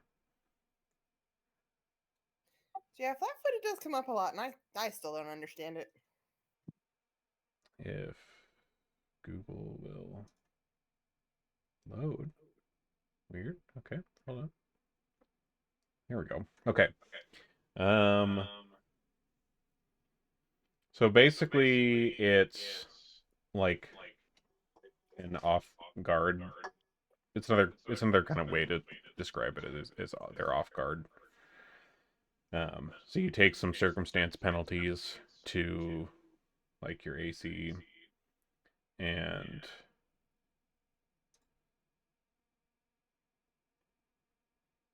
yeah, I could say yeah, given that he's like because it says like most conditions, like a lot of conditions make you flat-footed to things attacking you because you're like kind of off.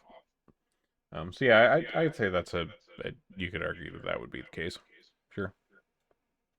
Could I also argue for the future? Mm-hmm. What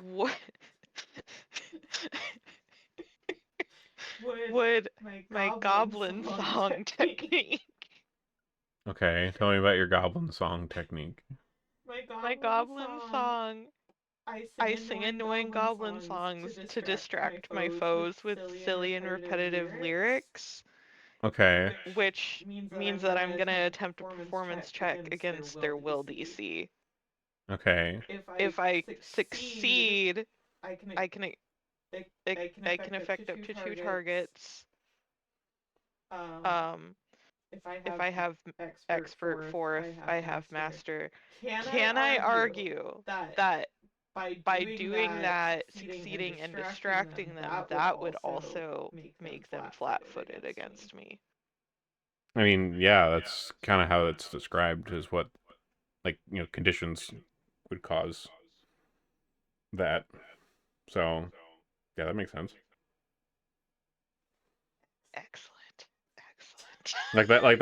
That kind of sounds like what that feat is like going for, is like you Well, be a little nuisance and distract shit. so they do have some like success, critical success, failure, like results that are like -1 to perception checks and will saves.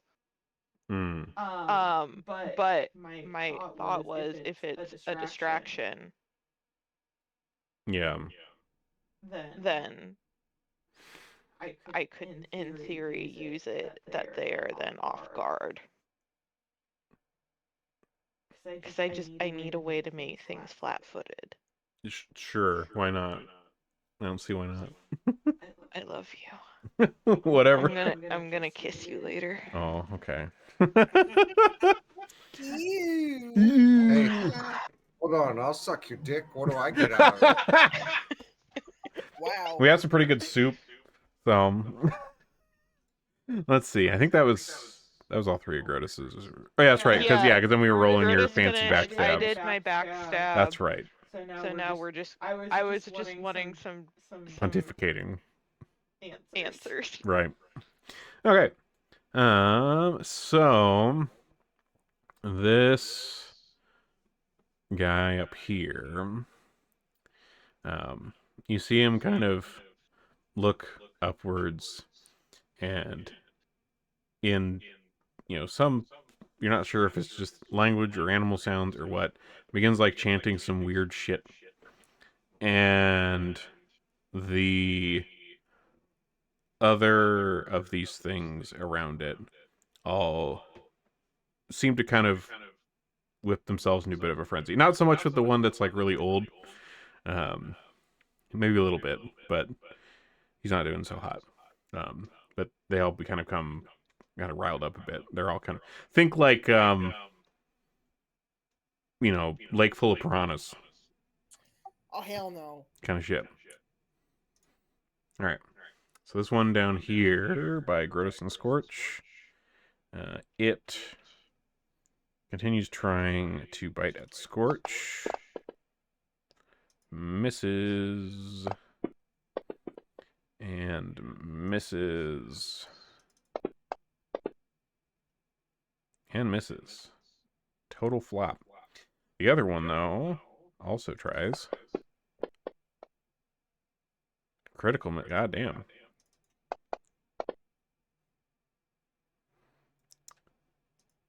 Scorch is dodgier than he looks. Goddamn. It's because he's really aerodynamic with all that hair That's missing on the top of his head. That's fair. Zoom. Yeah. Okay. So this one here kind of whipped itself into a bit of a frenzy here and comes moving across the ground here around this bench and tries to bite at you, Maz. Hey. And misses. Hey. Tries to bite a second time and still critically misses, despite all of its effort. This is the one I that is oiled up old. this morning. He oiled up. Grease goblin. This is the one that is old. But you see it kind of continue to look a bit confused here about this, but tries to move a bit. But has a bit of a rough time of it. Even with the more defined legs, it's not well adjusted to what just happened to it. Does take some persistent fire damage, though. This one up here is a bit into a frenzy as well, and comes across the ground at Braz. Maybe hissing a bit.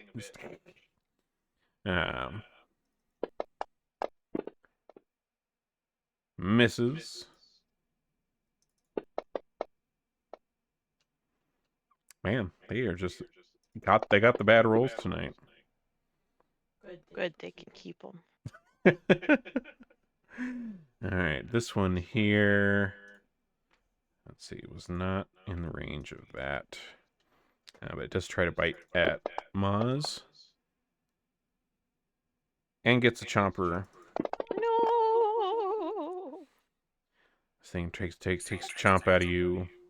You probably taste good with that oil too. Yeah. Was it olive oil? It was bacon fat. Oh, you really donked up. Speaking of, Maz, it's your turn to donk up. My turn to talk up. Okay, which one is the old one? The one directly north of you. The one above me. Okay. You're gonna like push an old man over or something? I'm gonna do worse than that. Wow! Elder abuse. I mean, nobody said elder abuse was the red line at the question at the start of the campaigns. That's true. Beat up Look, if the he's elderly old, to he your should know heart's better. content. Oh God.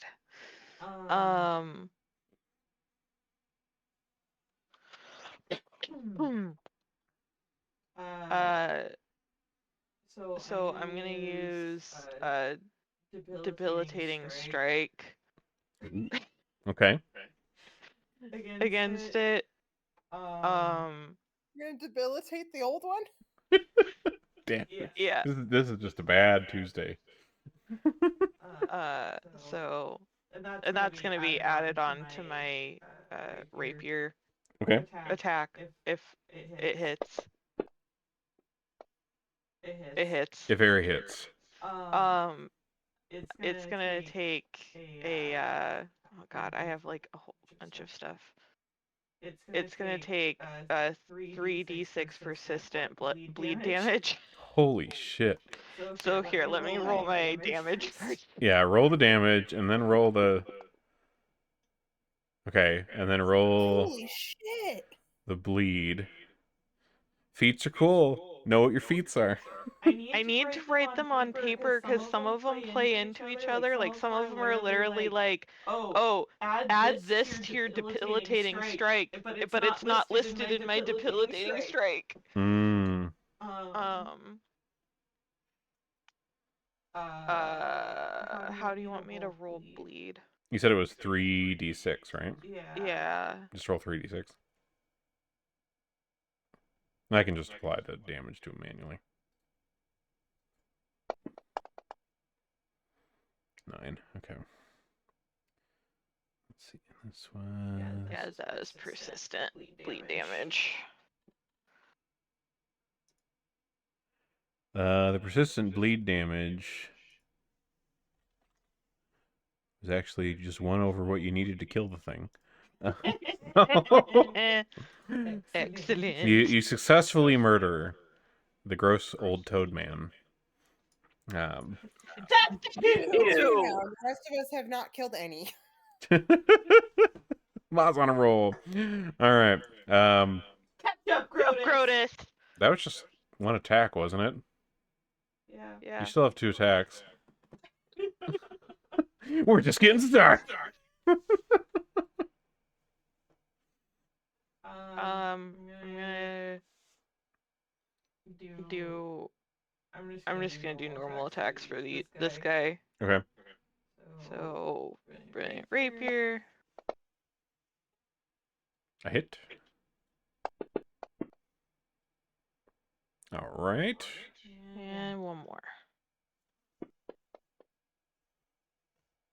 Still a hit. Very nice. All right, Braz. Well, my dear sister kind of took out my triangle that I was gonna hit with alchemist fire, so I guess I'll just go for 2 of them.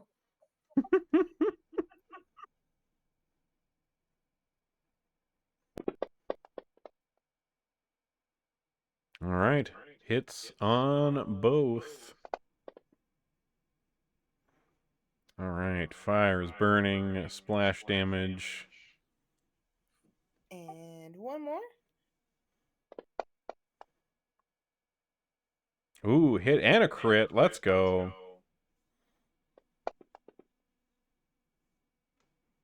Okay, it did not do the critical, so I'll have to roll that manually in a second. Okay. Yeah, there must be some slot in its settings. We have to put something in so it knows what to do for that, I guess. Yeah, probably. Probably since, I have to build all of it myself. Yeah. Alright, let me add that Okay. in. Okay. Alright, and Scorch. Okay. I think Scorch will go for the one to the east since it's not quite as damaged. And we're gonna go ahead and use the claws again. Alright, claw 'em up. Oh, I forgot. I guess I didn't get a target. That would hit, so once you target it, go ahead and just roll the damage.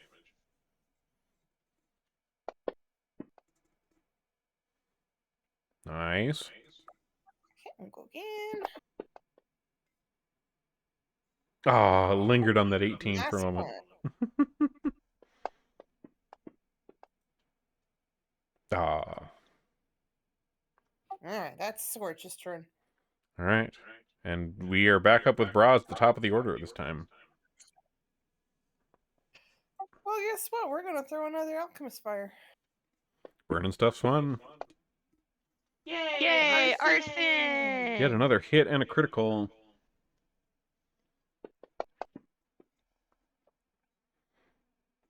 Alright, and go ahead and roll the extra there. And one more at him. Nice. I like how we went from, man, why can't we ever hit anything, to, woohoo, critical damage, let's explode everything! One of those should not have that 12 of damage. Okay. One of them I missed on. I'll fix it. But they'll I'll both fix get it. a splash. Okay. Get it fixed. Okay. Maz. Okay. Stabbing time. Stabbing time. Stabbing time. Let's see. I'm going to.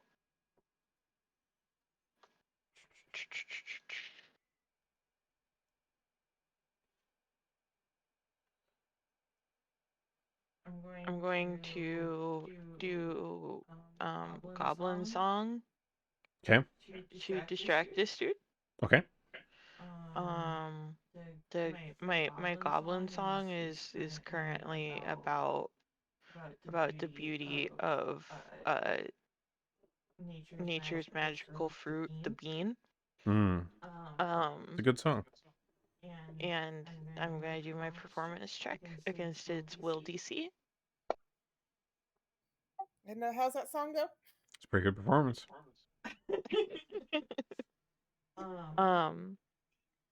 So it is now distracted. Okay. So it'll get what? It's like a -2 penalty to its stuff. Yeah. It's a -1 status penalty to perception checks and will saves for 1 minute. Oh, okay. Okay. Thank you. Do I just do that? Mm-hmm. Yeah. So now that it is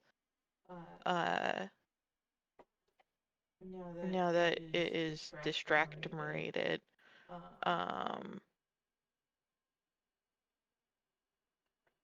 I am gonna use my sneak attack, Fuck them up.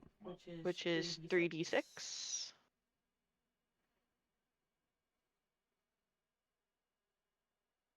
Oh wait, sorry. I just realized I have to strike them first. Right. Yeah. And That's then the the extra. sneak attack is additional damage. Correct. Yep.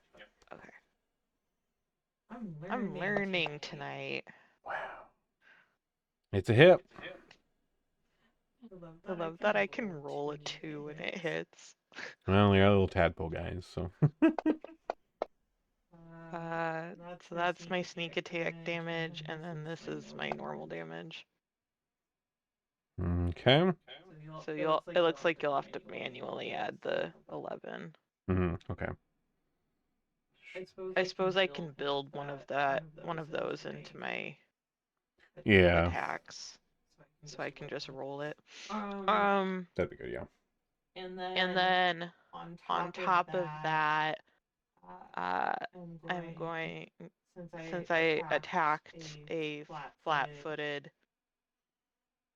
thing,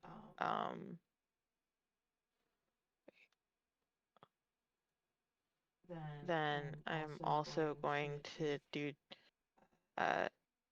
twist the knife, Okay. What's this? which after doing a strike against a flat-footed target, I tear the wound open to make persistent bleed damage target to the target equal to my number of sneak attack damage dice. So I get 3d6. Wow, okay. That's cool.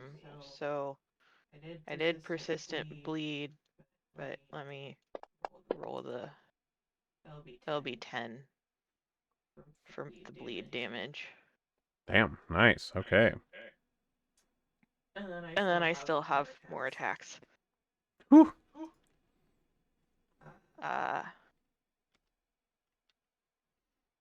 Wait, how many attacks have I done? Just Just one? yeah, I think you just did the one, and then. Okay. Well, wait, is your twist the knife like its own action? No. It's just an extra feat thing you have? Okay. Yeah. Then yeah, that was all just one. Unless, well, wait. No, Goblin Song is also a feat. Well, Or would that count as one action? that one might be an action, unless it says. Let's see. Oh, it is an action. It is an action. Okay, so you did an action that was to sing your annoying song, and then. Oh, and I guess twist the knife is also an action, so that should be everything. Oh, okay, cool. I did my Goblin Song, I did my attack, and then I did twist the knife. Okay, that makes sense. Okay, that's good to know. I was gonna say that seems like a lot if that's all just can be done. I'm good. I'm good. Okay, cool. Now we know. It's okay. I fucked him up. Beats are cool. I mean, I did like what 33, 43 damage in that turn. Yeah. Alrighty, hunker.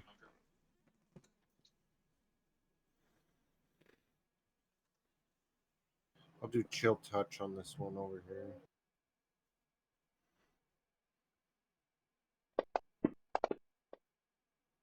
It fails the save.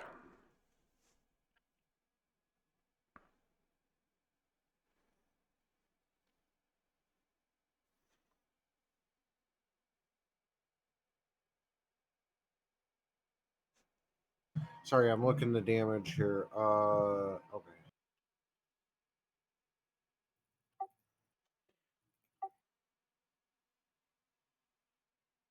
You know what I realized is gonna be fun?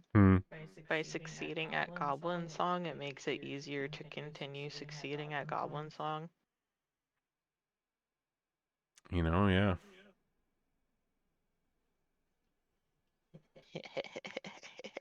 Nuisance forever. Oh dear.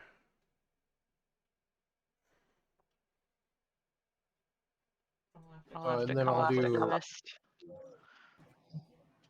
What is Sorry, it? go ahead, Honker. And then that'll be my turn.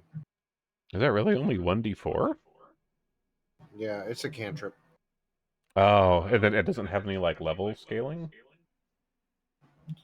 No, it would if they critically failed. It does some other stuff, but Ah, I see. Okay. Gotcha. okay, that's my turn. All right. That brings us to Grotus. I'm gonna keep stepping on these frogs.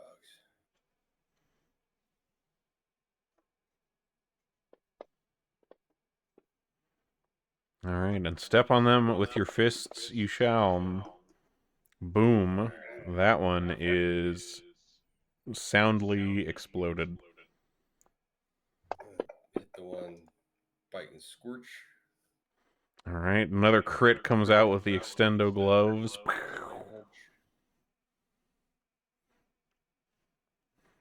Very nice. Ah. Oh well.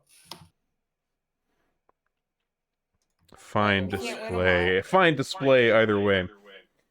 Scorch.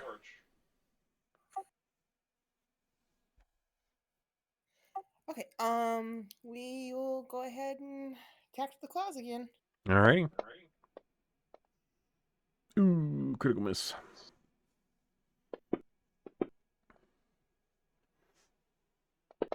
Scorch is trying his best. He's really tired. He is. It's been a long day.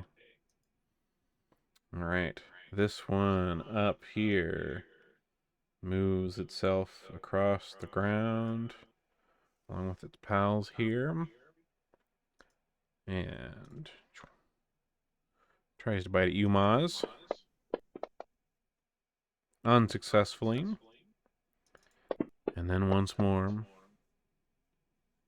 Still unsuccessfully. This one down here by Scorch is not looking good, but it is still fighting away with its little weird baby hunger.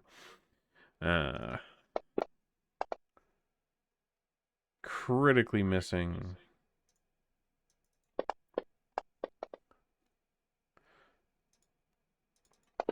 God damn. Critical misses across the board. Alright, this one in the middle here that Maz has been wailing on. Also not looking too hot either. Misses. Misses.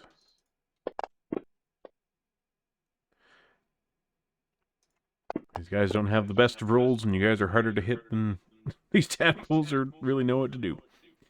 Alright. This one up here. Maybe they should have thought about that before they picked a fight. You look tasty. Let's see. This one attacks at Braz. Whew. Missing.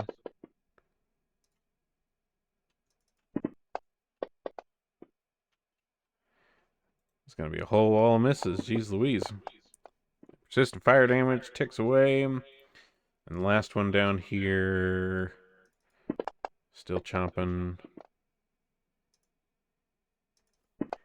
Goodness.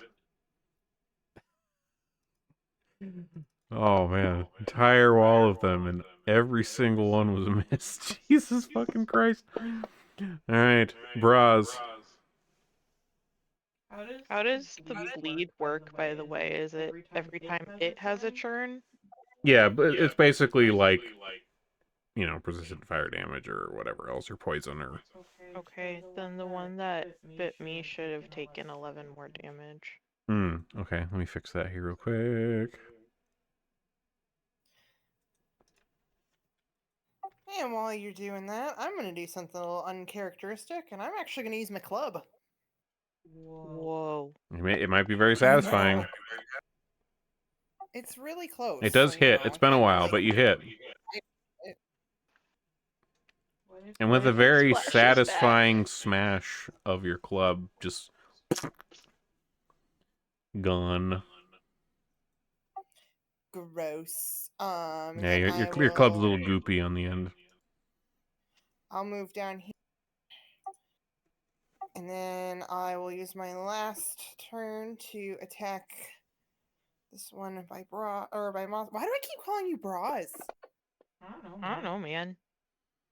It's critical. I'm struggling tonight with that. And it dies. Kill two! Goblin power! Goblin power! Power!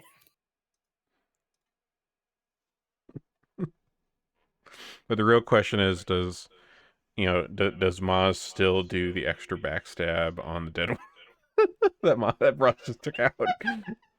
Just poke it for good measure. Yeah, just for good measure, just in case. You never know. Some goop comes out. Yep.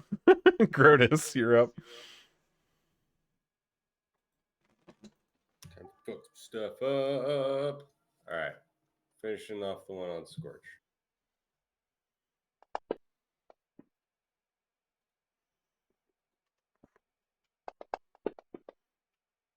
Finishing off, indeed. Pop. Flurry on the other one here. Whew.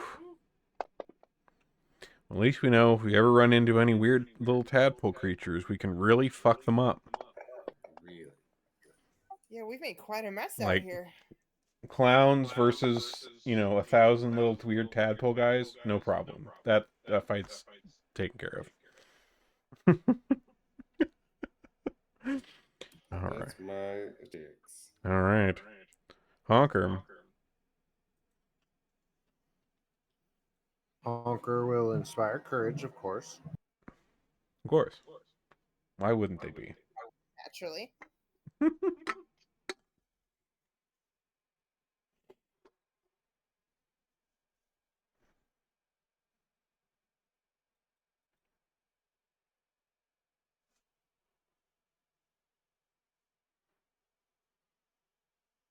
Okay, I fixed this. It's supposed to be 1d4 plus 5. The inspired courage or something? Which, I think the well, one cantrip. Oh, gotcha. Okay. Well, they fail.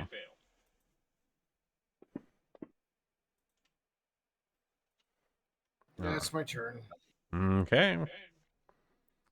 Brings us to this one. It turns to you, Braz, and lets out kind of an angry and chomps at you. Why is it always a 4? They're always rolling a 4. Oh wow, they actually hit.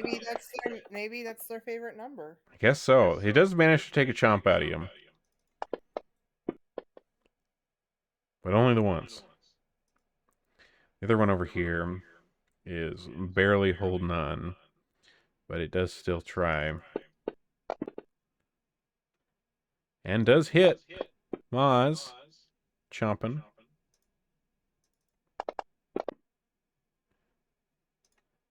And then critically missing with 4s both times. Weird. Alright. Maz.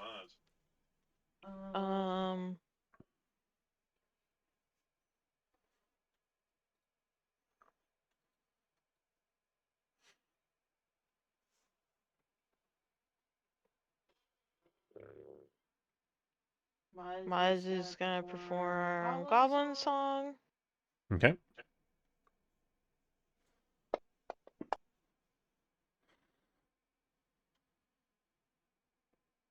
Okay. Alright, success.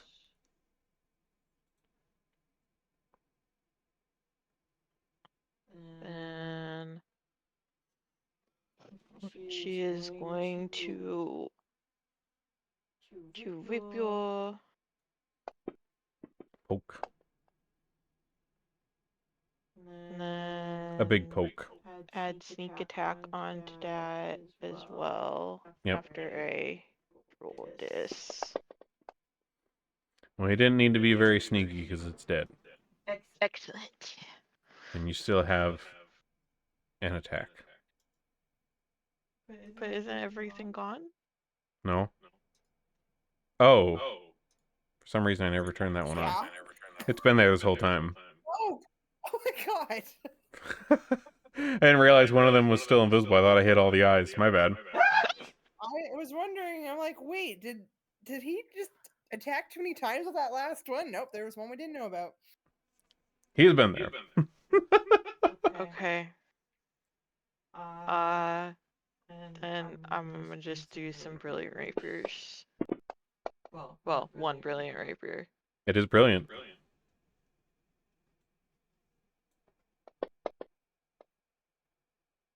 Okay, that is my turn. Scorch. Scorch is gonna run up here and attack that last one. Okay.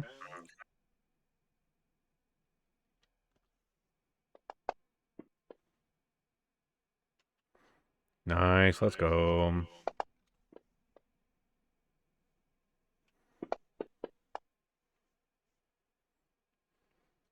All right, getting him a little bit. Honker. Startled at this one that just appeared, Honker will say, "Holy shit, you just appeared," and that's a blistering invective. All right. I love when Honker curses.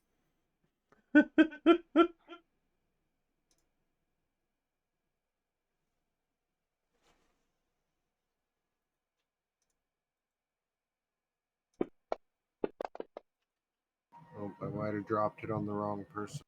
You did on Scorch. Scorch is immune to my invectives. This guy, Wow. however, is not. I like how we got a nat 20 and a nat 1 on the enemy for that.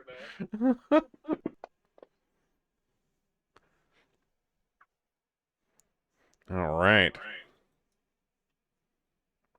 Scorch knows you were just telling him he was a good boy, like always. And then I'll cast Inspire Courage again, All but right. it's still on people right now until the round rolls over, like the effect. Mm-hmm. So I won't fuck with it and double add it right now. Okay. That's my turn though. Mods.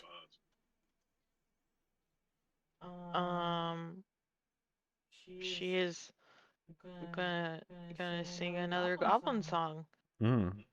Still about beans? No, this one is about the feeling of mud between your toes.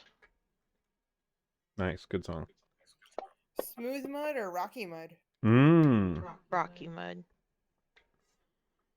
It got the texture. The texture. Yeah. Oh, but chunky peanut butter's not good though. All right. We're not talking about Riz. We're talking about Moz. True. All right. Go ahead and do your attacks. Well, that was my goblin song. Let me get. Here we go. Nice. And then we're gonna rapier. Okay.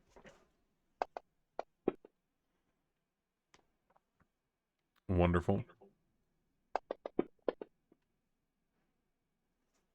And sneak attack. We'll have to build that later. Yep. And that sneak attack was enough. Kaput. 4! All of the weird little tadpole things, and one that is a dead old one. Now littering the ground around here. Goop out here. Yep, it's a goopy time. But if the effect of the aging is temporary, does that mean at one point it's just gonna back down, even if it's dead? You know, it might. Who knows? That's a very good question. I don't want to be here when that happens. You know, that's understandable. Moz kinda does. All right. So, I think we were going to call it there for this time and get into the business here at Fortune's Hall next time. Exciting stuff. All right. Good game tonight, guys. That was fun. Hell yeah. Yeah.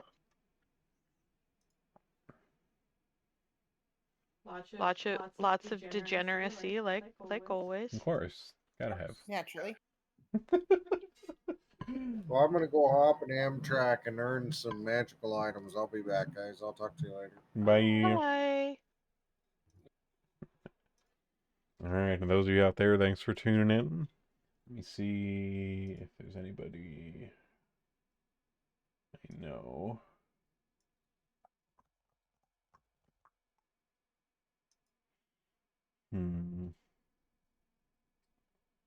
Does not appear to be. Which is odd for a Friday night. That's okay. All right. Well, thanks for coming. We'll see you guys next time. You'll probably see more of me with some Final Fantasy 14 next week. But until then, bye.